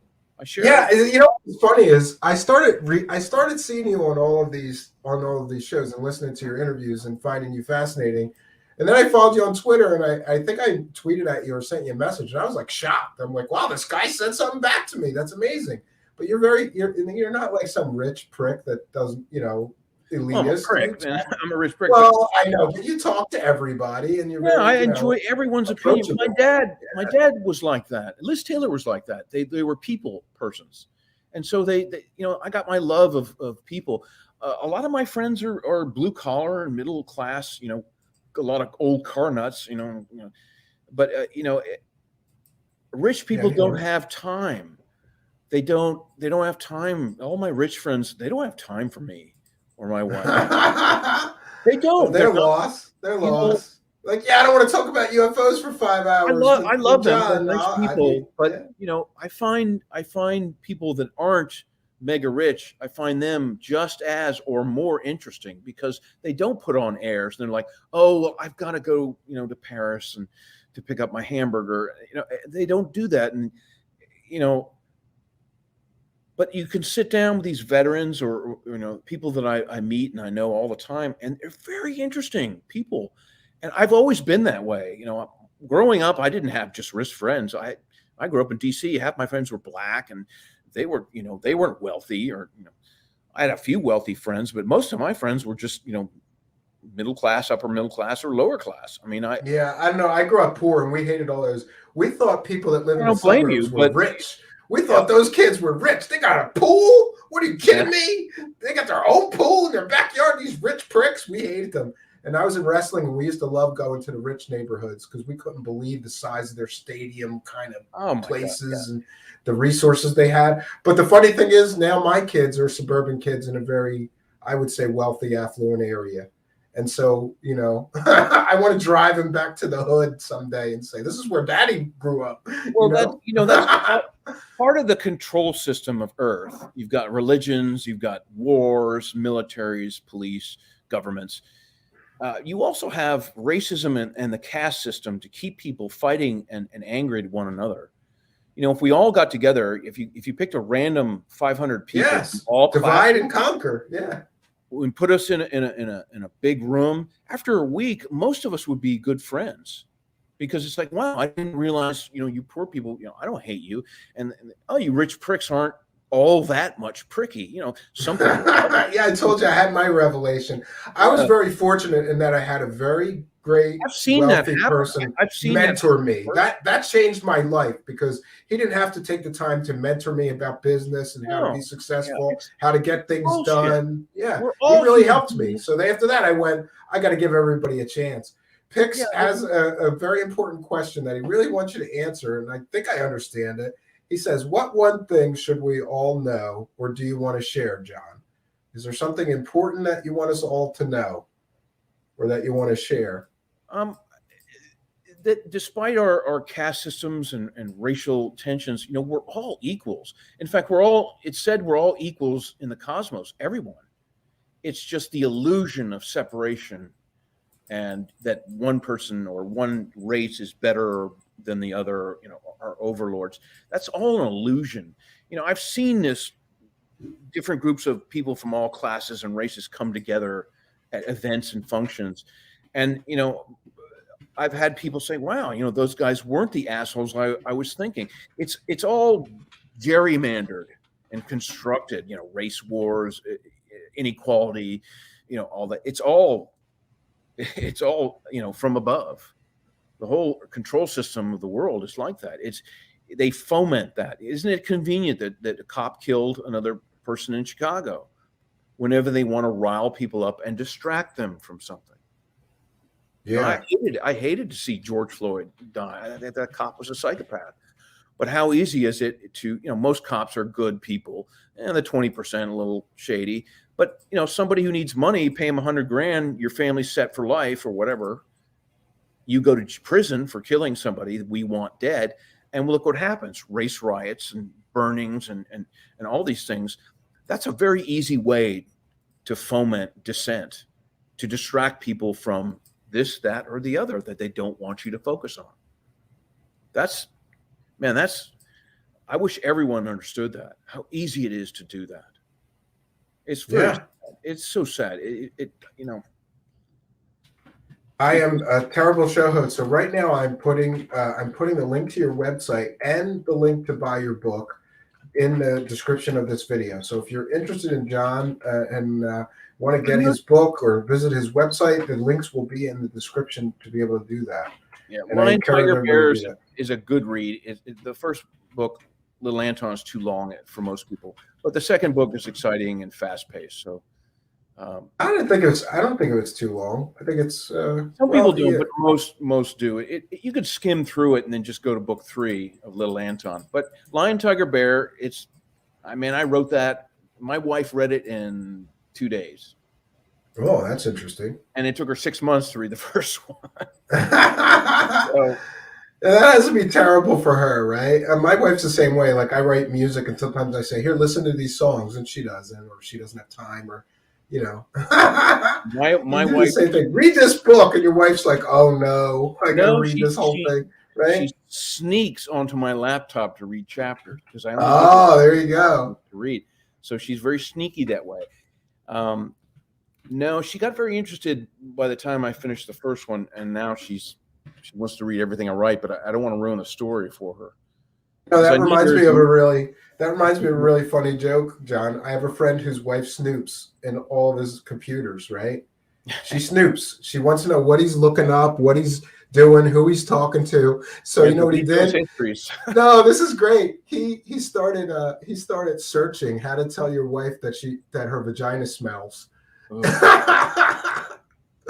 That's awesome. So she goes to his laptop. I knew you would end on something raunchy. Something raunchy. Yeah, we have to keep the shock value here. Thank you, Jesse Singer, for your kindness, your generosity, and support, and thank all of you.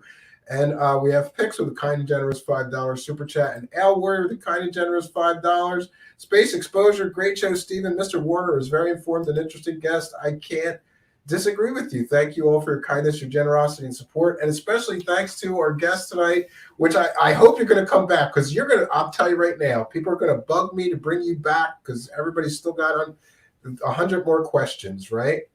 I might have to start drinking heavily again or something. I don't blame you, but I'm gonna thank you for your time and your interest in these subjects, because I love somebody like you with all of your military connections and family background and all the people looking into this thing, and I hope you'll keep looking into it, and I hope you'll come back soon. All right, man. All right, you have a good night. Thank you very much for your time, Mr. Warner. It was a pleasure. Thank you. All right, boy, what an amazing look. My lights timed out. That's how long we were here. And I apologize to Mr. Warner. I didn't realize that we had gone so far over time. We went way into overtime tonight, but that's okay. He survived, and I'm sure that I will as well. So what can I say, friends? Kate, I'm going to take a few more comments and questions. We're coming up on 3 hours almost here. Kate Schneider says, great interview, interesting stuff. I agree. Paul Cargo says, nice job, Stephen. Oh, and I just want to mention, for the benefit of anybody just joining us or who only saw the interview, I was supposed to do I was supposed to come on and tell you all about his family's history, his father. He's got an amazing father, amazing history of his family. And I did that on the part one, because what happened, for those that don't know, is that I screwed up, and it's totally my fault. I scheduled this interview through email. And so John was looking, but I had previously spoken to John through Twitter DMs. So when it came time to do the interview, I just sent him everything through Twitter. And he didn't look at Twitter, and I didn't look at my email because I was trying to communicate with him through Twitter. Anyway, totally my fault. He didn't show up at the time. Well, it's not that he didn't show up.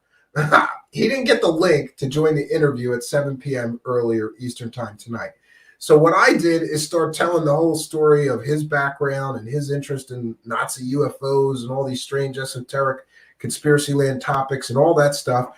And then I gave some information about his current book and a lot of historical information about his father, because I just find him and his family to be fascinating. Like I said, I'm a student of history. I'm a big fan of history. And John and his family have been at the crossroads of so many amazing historical stuff. His father worked for Richard Nixon. His grandfather knew General Patton and was heavily involved in World War II and all of these things. And Project Paperclip, his grandfather was involved in. His father was also a senator and had some involvement with Roe versus Wade. And there's all of these weird historical crossroads and major parts of history, right? And his family was involved in all of this stuff. So to me, it's just fascinating to read about this stuff. And every time I think, wow, he's got an interesting family, then I find out something else about his family that's crazy and interesting. Like his father was at one time married to Elizabeth Taylor. And that's amazing. So really interesting guy. Now, I get that there were some people in the chat that were like, oh, blah, blah, blah. We talked in rapid fire succession about 100 different things tonight. And do I agree with everything that John believes? No. But I believe that we can be respectful towards each other, and I can respect his beliefs and not, I try to jump in and say, I don't think that's credible and here's why. But, after a while, you kind of go, I'm not going to keep saying that or repeating myself. There are some things that he believes that I don't believe. I don't think some of the stuff, pans out. But I agree with him. His sort of methodology is to listen to everyone, to take it all in, and then make his own determinations about what the bigger picture is. And I think there's probably some value in that. And I got to tell you, I have sort of stalked him. I'll be honest with you. I listened to every interview that I could hear him do. First came on my radar with this Stephen Greer film. And even though I'm not a fan of Stephen Greer, somebody said I hate him. And I think hate is a very strong word. I would say that it is more accurate to say I dislike and distrust Stephen Greer.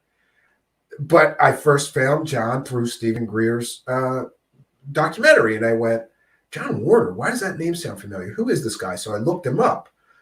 And I got to say, even though I don't really care for Stephen Greer, I liked what he was talking about in that documentary. So I went and did my rabbit hole research. Who is this guy? And then, oh my gosh, look at who his dad was. Oh my gosh, he's Christopher Mellon's cousin, right? And just all of these weird things. And I don't know. I found him fascinating. So I started listening to every interview that he's ever done that I could find on the internet.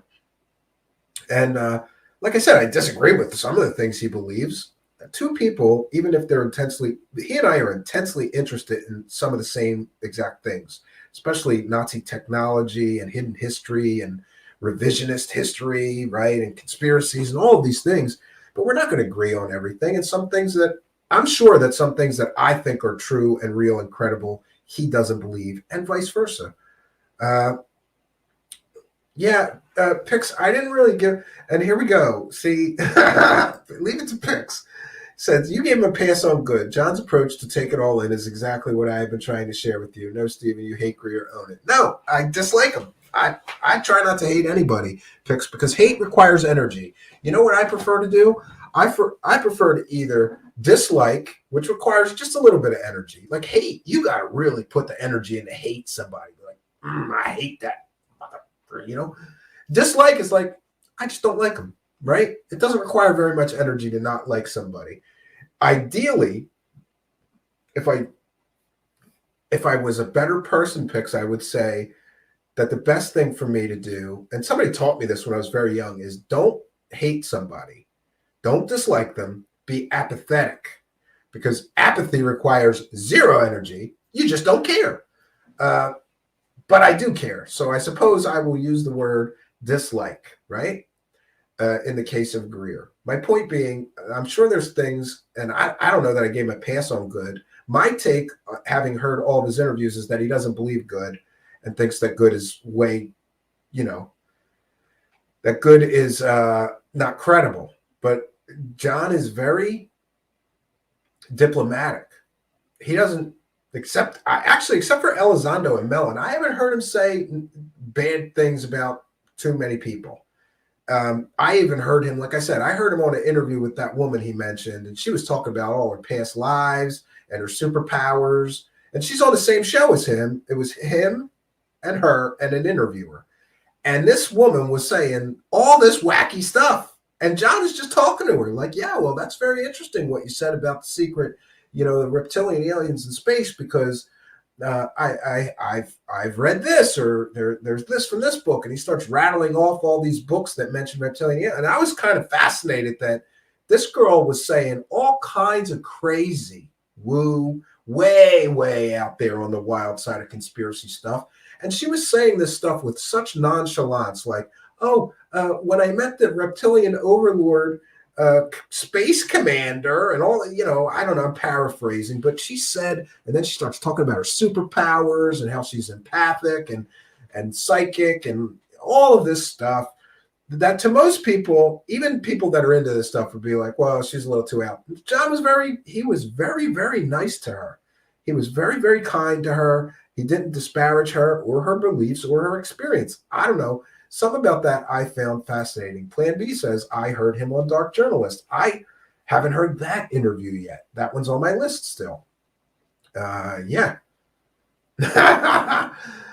Oh, Plan B says, he's a wild dude. And see, we admire honesty, especially respectful honesty. Plan B says, he's a wild dude. I thought he was full of shit at first, but who knows? He's got the deep connections. He sure does, right? And Pix, let it go. Pix is now saying, Steven, you hate Greer. No, I dislike him. How about this, Pix? Maybe I did hate him at one point, right? He made me angry because I felt like he was taking advantage of people and ripping people off for money that he didn't deserve. But I'm going to try to just dislike him, okay? Because hate requires too much energy, and I need my energy for other things. I really do. I really do need my energy for other things. And, yeah, I agree with Pix, who says, John speaks the truth he believes. Props for that. Yeah. Plan B says, he trolls Lou and Chris, so I like him. That's kind of where I was with it, Plan B. That's kind of where I was. Not many people, especially bigger these sort of conspiracy land celebrities, are talking smack on Chris and Lou. So I find his honesty refreshing when it comes to that. And he's Chris Mellon's cousin. I think he might have some insight into Chris Mellon and his motivations and his connections and all of that stuff.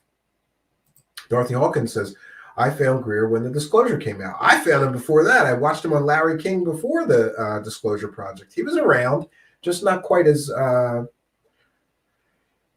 the front of the class of UFO conspiracy guys for a while. He was a lesser known UFO guy for quite a while before the Disclosure Project. The Disclosure Project really put him on the map as one of the leading UFO guys.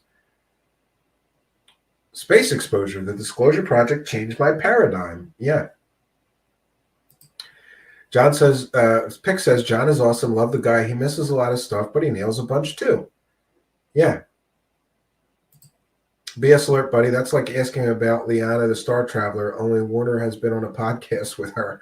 Yeah, I'm sorry. I can't know I'm sure I missed some of the interviews that he'd been on.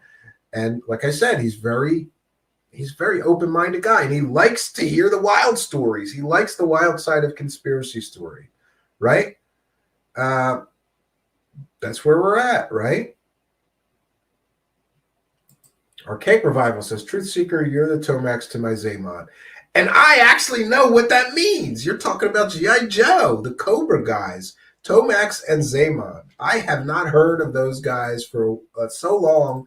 Thank you for reminding me. That's a weird that is a weird part of my childhood. If people don't know, Tomax and Zaymon were G.I. Joe villains. They were part of Cobra. They were twins and very weird, right? Very weird guys. They were, this is Tomax and Zaymon, and one of them had a scar, right? That's how you could tell them apart. And they worked for Cobra, so they were G.I. Joe bad guys. Interesting thing. And I had this toy. I had these toys when I was a kid. I remember. Yeah, I had a whole lot of G.I. Joe toys when I was a kid. But you know what's interesting? What's really interesting, Archaic Revival, is I didn't like G.I. Joe very much. I liked Cobra, right? Because they had cooler tanks and cooler weapons, and they had masks and stuff. I liked Cobra, and I was always watching, kind of hoping for Cobra to win secretly. Honestly, I loved Destro and Cobra Commander with the hood. I had all that stuff. Has John been on an interview with Anjali yet? Not to my knowledge, but maybe we could try to make that happen, right? Pix, we have a new and improved Steven. Yeah, Pix, I'm a work in progress, right?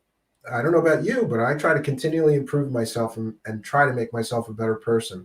You know what I have been doing lately is I'm trying to spend more time talking to my son. For those that don't know, I have two sons, 5 and 10. And my 5-year-old, Xavier, is very curious and inquisitive and talkative. And as much as I love him, that can be annoying sometimes. You try to do something, you're like, shut up, Xavier, I'm busy, So anyway, work in progress. I'm trying to become a better father, so I'm spending more time just talking to him. And he talks to me about all kinds of nonsense, and I just, not nonsense, but you know what I mean. Like he talks to me about kids at school, and I don't know who he's even talking about and all these other things, but I'm trying to spend more time just talking to him and teaching him things too. So yeah, I'm a work in progress, Pix. I'm trying to improve myself, always trying to improve myself. Kate Schneider is here, who says, I love this community because it's harder to pass BS than ever before. Way too many serious researchers. And I'm glad to have Kate here in the live chat. For those who don't know, that's Dark Journalist Girlfriend. So we're honored by her presence, right? Maybe some of that Dark Journalist good mojo is going to rub off on me. We need all the help we can get. And I don't know that I disagree with you, Pix. Pix says, we all owe Greer a huge debt. Sorry, he pushed the reality we aren't alone forward massively. He also made millions doing it, Pix, but I'll give you that one. We do owe him for I think that his early work was much more credible and that his heart used to be more in the right place, but money gets in the way of ethics and morality quite often. So this is what it's happening. Paul Cargo, this is true. I've read this. John Warner's dad is known to be the wealthiest U.S. senator. That's saying a lot. Yeah, there's some listen, it's the Warner Mellon fortune. We heard him say his grandfather was a physician, like a doctor, and his father was, working class, but educated, but working class, middle class. So his father sort of married up into the Mellon family, and the Mellon family they're the Mellon Bank. They have huge amounts of money. So his father sort of married up, and but he was also very, very successful in his own right. It's not like he just married a rich heiress and didn't work. He was very hardworking, very ambitious. I'm fascinated by his family, especially his father. What an amazing life. And the guy died at 94. God bless him. Recently. So rest in peace, John William Warner III, John's father. Passed away, I believe, last year, May of last year. So at 94, God bless the guy. He had an amazing life. He was at the intersection of so many important parts of history and people in history. Amazing. BS Alert Bunny, why would, anybody, let alone Dorothy, even dip their toe in the deep woo when they don't believe any of this? Don't know. I don't know. That girl Jessica says, seems like you're becoming a regular, Gandalf. Yeah, and welcome, Gandalf. It's good to see you here again. I'm glad to see so many people here. And I once again, I want to apologize for the screw up earlier. So if you want to hear more about John and his history and his dad's history, then look at the part 1, which was me filling time trying to get John to get to the interview, but it was my screw up. He emailed me for the link, and I didn't check my email. I'm messaging him on Twitter like a dummy, right? But I'm so glad that everything worked out. And from a content creator standpoint, hey, we milked John for 2 shows, 2 parts, right? That girl Jessica said she likes She-Ra. I grew up with He-Man, right? I'm trying to get my son to watch the new He-Man by Kevin Smith, and he's not interested. He watches like 10 minutes of it. He's like, it's not Pokemon. It's not, what I like. He's like, it's okay cartoon, but it's not great, Dad. And I'm like, damn it. I'm trying to get him to like He-Man so that when he's watching cartoons, I like it too, right? Because he watches crazy, stupid things, and I can't stand what he watches, right? Patrick Sheehan says, bringing on the Cobra knowledge, right? Yes, Plan B. Do you remember Zartan? Yes, I had a Zartan. And you're right. They used color-changing dye in the toy. And when you put the toy out in the sun, it turned blue or green. Well, it depends on, I guess, yeah. Zartan was a master of disguise, too, sort of like the Chameleon, the Spider-Man villain. He was one of my favorite Cobra guys. This is Zartan. Ooh. Oh, there's a Zartan shirt. That's not what we wanted. Oh, wait a minute. Do I get the right thing? Oh, yeah, I do have the right thing. Okay. Yeah, so this was the Zartan, and this was the Zartan figure. And if you put the Zartan figure out in... if you put it out in the sun, Zartan would turn blue. And I think they used color-changing dye, I read somewhere. Boy, we're getting an education in Cobra at the end here, right? Yeah, interesting. Zartan is definitely interesting. I loved Cobra growing up. I used to even get some of the G.I. Joe toys and paint them black and just say, Cobra captured that tank, right? I got in trouble with my dad once because I got into his black spray paint. Kate Snyder, by the power of Grayskull, the transformation was the best. Yeah, it really was. And for those that are interested in He-Man, there is look up He-Man Masters of the Universe PC game. Somebody made a tribute game to He-Man that looks just like the old cartoon we all grew up with. It's amazing. Patrick Sheehan didn't like Cobra. Too fascist. They just wanted to take over the world. Come on. Conan the Barbarian. Yes, that was cool. Taneth of the Silver Legion. I don't know about that. Kate Schneider says, Pix, yeah, it's great. In the ufology community in general, so many people passionate about research, and it's not just buying into BS tales pushed. Yeah, that's kind of why I liked your boyfriend there, Kate Schneider, Dark Journalist. I like that one thing that impresses me is that he seems to speak very intelligently without notes. Like, I don't know if he memorizes stuff or what does he do, but he has very good grasp.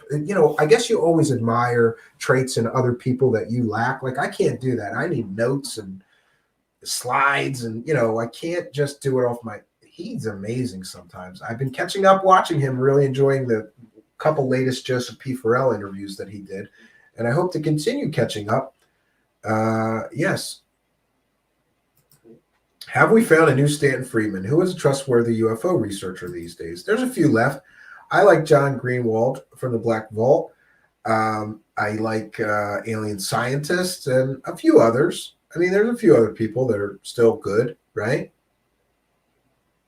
Senator John Warner was one of the good ones when the GOP still had ethics, even in D.C. If you say so. And the live chat is blowing by me. One of the only downsides to the show getting bigger is I have a harder time in the live chat because sometimes it's just flying by and I'm trying to keep up. So please forgive me.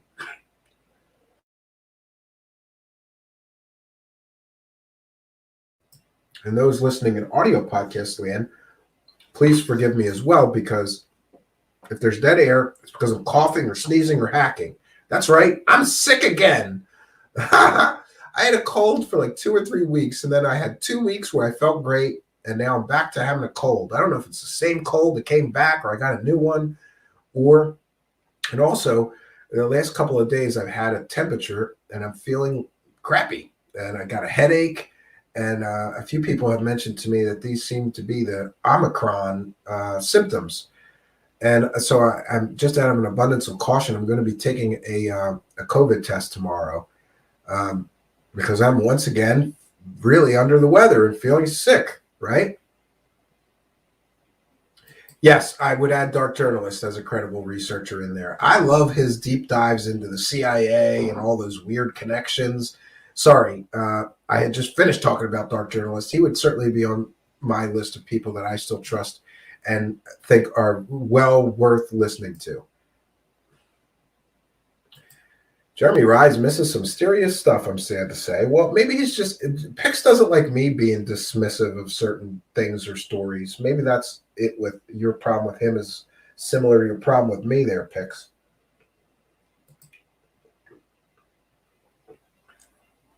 That girl Jessica says, again, it must be the young kids. Yes.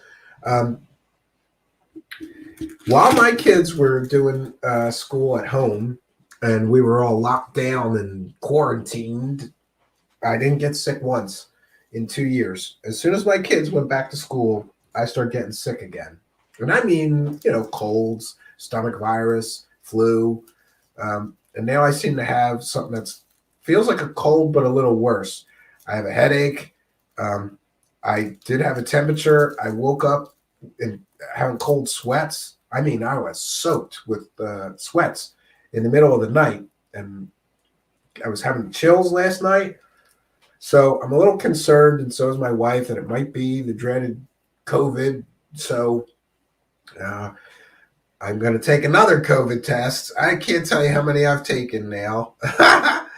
I'm going to take another COVID test tomorrow, and if it is positive, my wife and I have a plan for me to just stay in my office as much as possible and try to stay away from the rest of the family. Though my oldest son tested positive for COVID, so he's already had COVID, but he was asymptomatic. He had no symptoms whatsoever. Couldn't even tell he was sick at all. And when he's sick, we know it because he sits down and he's like calmer than usual and he's sort of lethargic. We always know when he's sick. He had COVID. He was exposed to COVID at school, so they recommended a COVID test for all the children that were exposed. We had him tested. It was definitely a positive, and we had that, the not a home test, like the good test. I don't know, what is it called? The PCR test. So he's already been COVID positive and recovered fully, didn't have any symptoms at all. But we don't know that my wife and my younger son has ever had COVID. So if it turns out that I am COVID positive, I'm going to be staying in my office, quarantining myself and my family as much as humanly possible. I still have to go get my kids off the bus, but other than that, I'm going to try to keep my distance because we certainly don't want to get my wife or my younger son sick from just, being around me. Lee Guy says, Truthseekers, drink whiskey for the cold. I don't know about that. Actually, I started feeling ill after I thought I was just hungover at first, Lee Guy, because I sort of tied one on a little too much with some cheap beer, and that's never a good idea.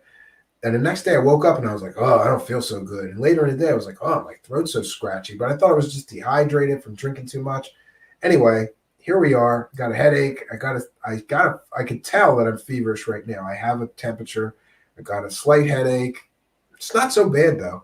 And if it is current health crisis or pandemic related, I hope it's the Omicron because I hear that's the easiest to deal with and the least dangerous. And I hate to say this, I almost hope it is because I got I'm already vaccinated. If I do happen to be positive, then I will have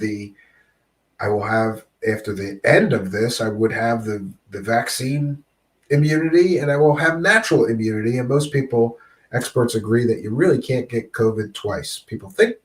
Some people think that you can. I don't know. But you know what? I shouldn't even talk about this stuff on this channel. We're going to be starting something called Truthseekers Uncensored, where I'll be able to untie my tongue and say whatever I want. We're looking forward to that. Al Warrior says he's vaxxed and feels like the Terminator. Good, good. I'm glad that it worked out for you, right? That girl Jessica says make the most of it. Yeah.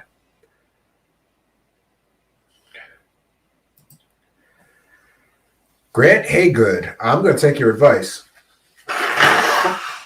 And pardon the nose blow there, audio people. Kick-ass immune tincture, vitamin C, echinacea pills for a cold. I don't have any echinacea pills, but I've been meaning to get that. And you know what has worked for me in the past, Grant Haywood, but I have to stress, I'm not a doctor. I'm not giving medical advice. I'm just telling you my personal experience. Go see your doctor. Whatever ails you, don't listen to me. Go see your doctor. You should get advice from a qualified medical professional. But what I have used in the past that seemed to be somewhat effective, or at least made me feel better, is elderberry syrup. I don't know what it is.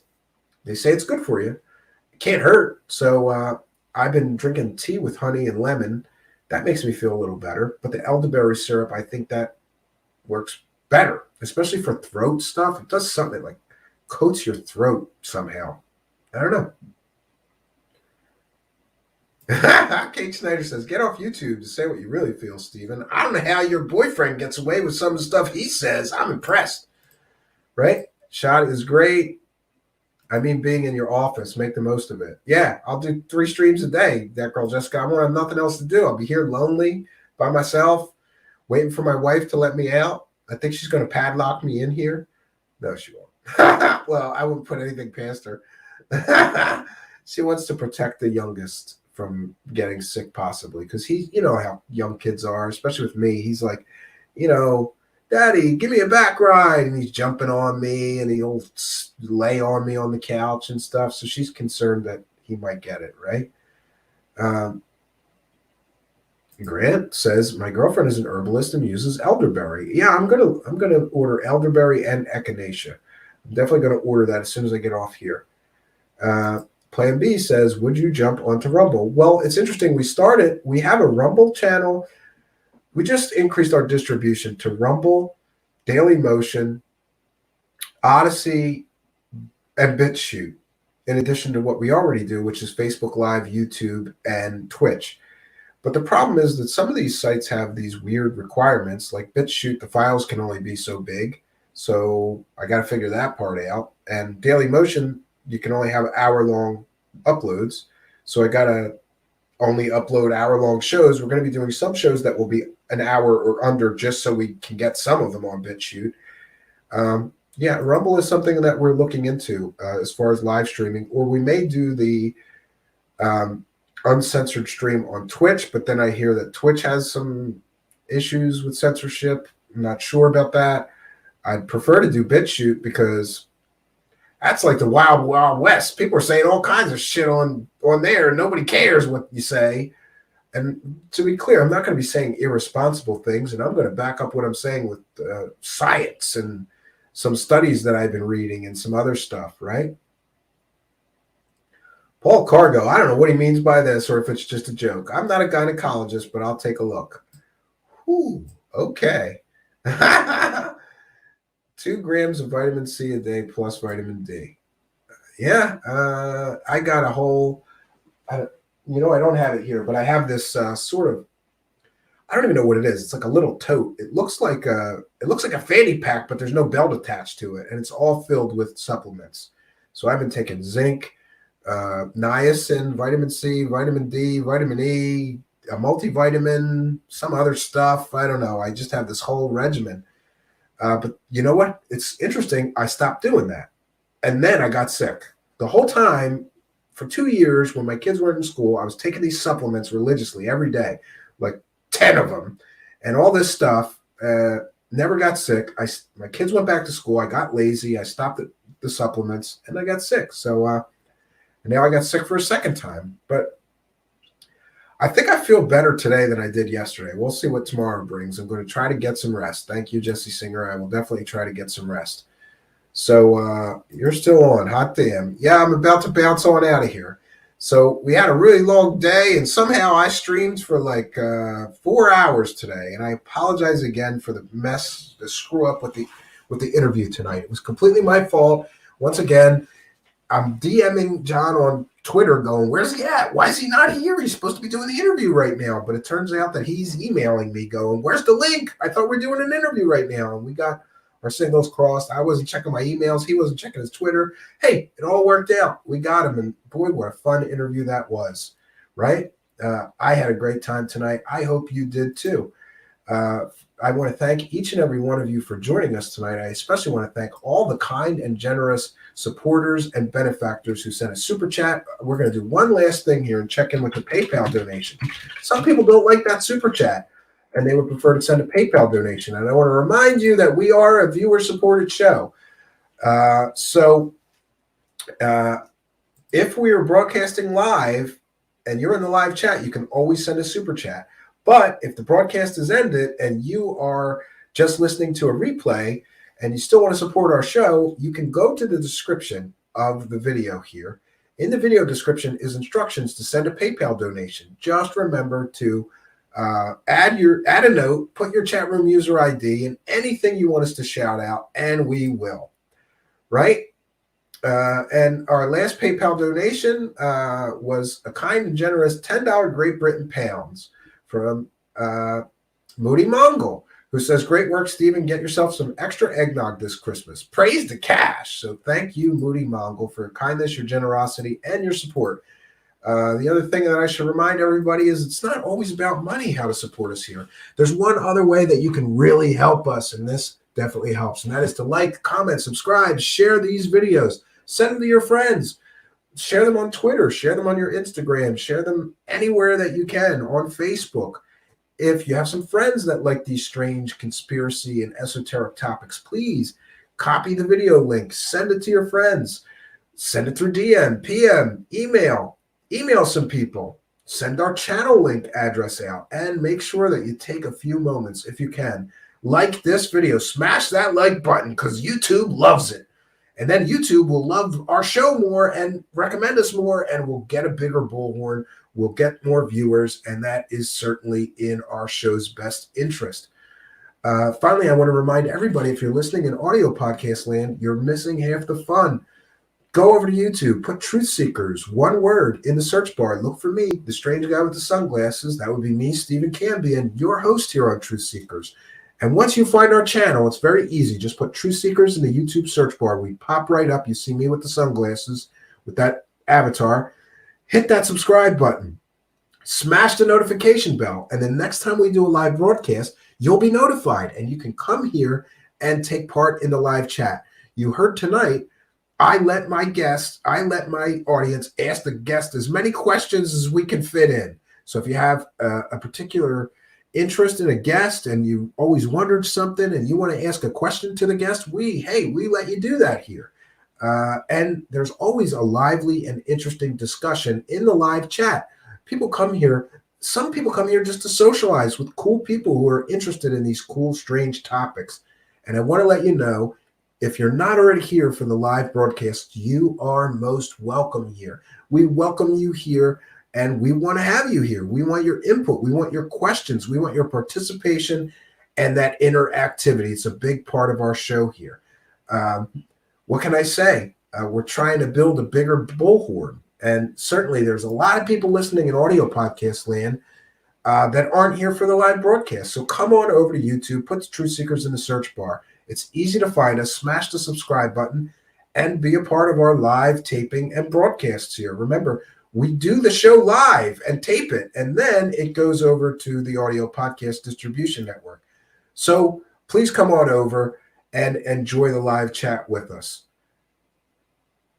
And that girl Jessica reminding everybody kindly, yes, please do use PayPal because it means the show doesn't lose 30%. That's right. PayPal takes just a little bit of it. It doesn't take a whole 30%. And I especially encourage people, look, it's December and some people are broke. I get that. I'm broke. But some people, I don't know what it is about December. It's the holidays. People are feeling generous. So some people are sending very large, generous contributions. If you're going to send a big, large contribution, please do send it through PayPal so that we could keep a little more of it. And we will certainly still thank you. We read every single PayPal and thank every single person that sends money through PayPal. We thank every single person that sends anything through the super chats. And we thank all new Patreon supporters. I didn't mention Patreon. That's another way that you can support us for as little as $1 a month. You could go over to Patreon. You could get some extra content. We're doing some Patreon-only streams.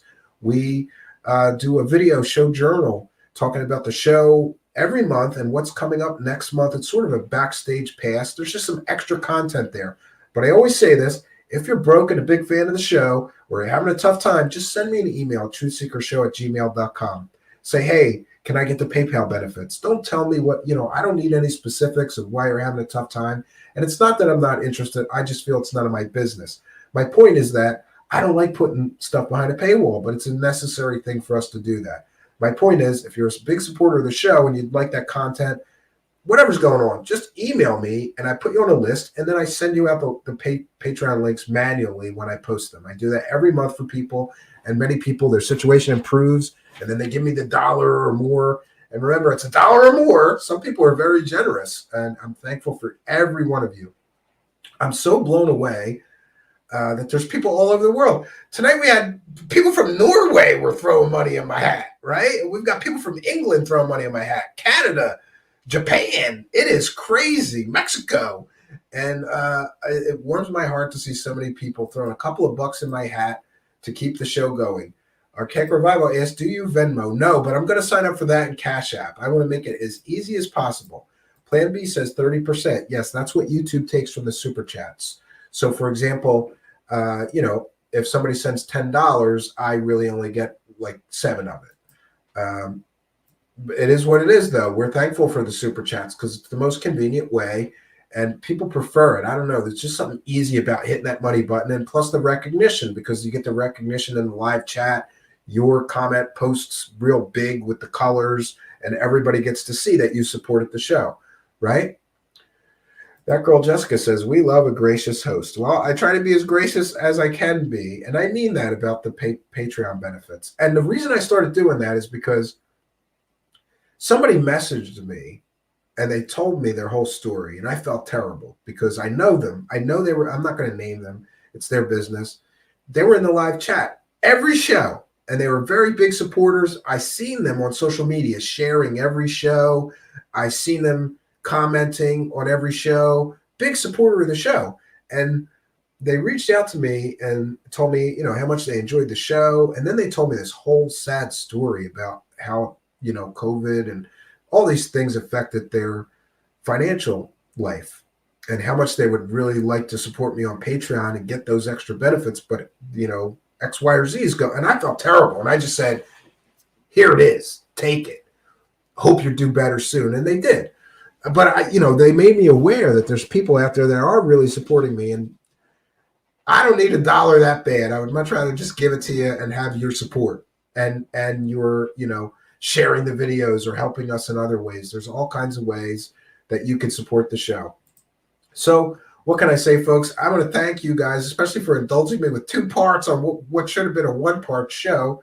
But I always say this, this is a live show. You get it, warts and all. You got to see me make a mistake earlier, but I'm telling you, I learned from it, and that'll never happen again. I'm checking email and Twitter and Facebook before every show if there's an issue with a guest not being here, because the miscommunication it's inexcusable. And I'm sorry that happened. My fault. Won't happen again.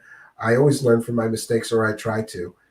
You always hear me say this. I'm always happy when there's an audience. Thank you very much for coming here and being a part of mine. We had amazing both shows. There were so many people here. I couldn't believe it, right?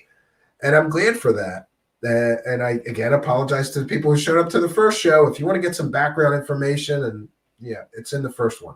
Part 1. Part 2 is the interview, which we are wrapping up right now. I want to thank my amazing guest, John William Warner IV. I hope that will be the first in a series because he's an interesting guy, right? Interesting guy with an amazing family history that I'm fascinated by. And I really enjoy his takes on many things. And I also want to say one of the reasons that I'm glad for this show is because if I didn't have this show, I wouldn't have got to talk to him in person. I would have got to listen to other interviews, right? So this show gives me a passport into it gets me access to some of these incredible people. And I've gotten to, you guys know this, I have gotten to interview some amazing, incredible people because of this show. So I am thankful and humbled by my position here and my ability to do that. And the whole point of the show is not just that I get to do that, but I get to take you along with me for the journey. And tonight and today has been an amazing part of this journey I will never forget. Thank you for being a part of that journey. So until next time, friends, my name is Stephen Cambion. Good night, and God bless all of you.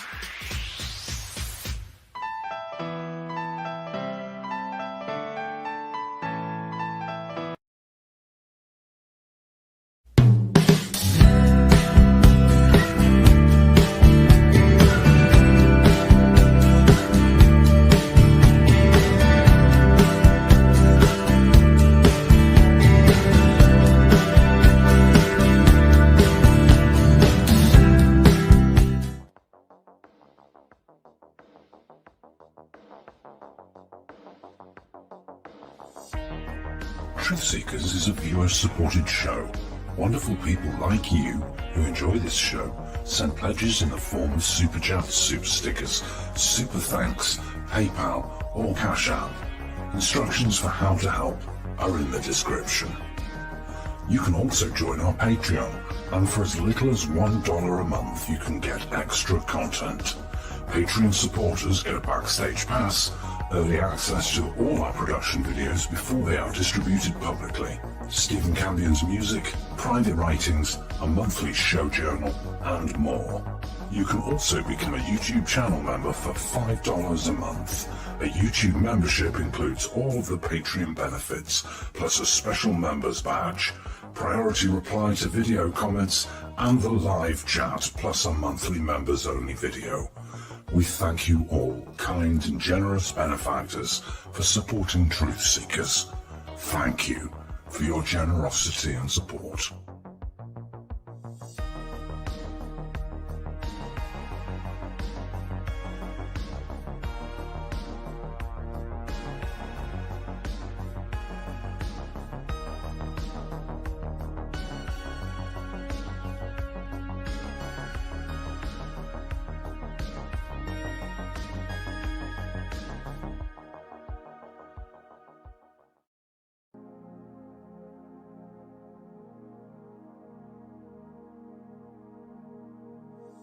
Truthseekers is a viewer-supported show.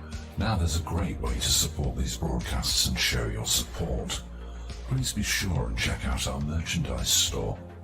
Links to our 2 merchandise online stores are in the links to this video or podcast. The Amazon storefront ships super quickly in the United States, Great Britain, and in many more places. Amazon may not ship to your country or location. If that's the case, hit our second merchandise link in the description and visit our Redbubble storefront. Merchandise from our Redbubble storefront ships worldwide, but may take longer than Amazon. We've got a great deal of super high quality merchandise for you to choose from, including t-shirts, phone cases, sweatshirts, and even pillows. The feedback from our products have been overwhelmingly great. Quality products and fast shipping. People all over the world are buying some merchandise and showing their support of the show. Praise the cash! Praise the cash! Praise the cash! We thank you all, kind and generous benefactors who are buying some merchandise and helping us to continue this journey.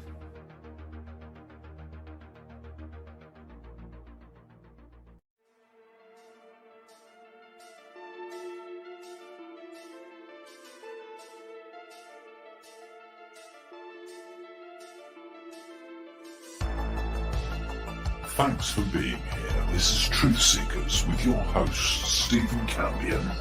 Please rate, like and comment on our videos or podcasts. If you are listening to an audio podcast, please rate us 5 stars to help us rise in the search rankings. If you are watching on YouTube, please like, comment and subscribe to our channel. If you're listening to an audio podcast, we love and appreciate you listeners, but you are missing the live tapings. All our shows are recorded live with video feed. We'd love you to come be a part of our live broadcasts and tapings for the podcast. Head on over to YouTube, click the search tool, the little magnifying glass, put Truthseekers, one word in the search bar, and hit enter. You'll see a strange and mysterious guy with sunglasses. That means you found the channel. Go there, smash the subscribe button and hit the notification bell to receive up-to-date info on our YouTube channel. We welcome you to be a part of our live taping and our chat room during the live broadcasts. Seek the truth. Speak the truth. This is Truthseekers. Truthseekers.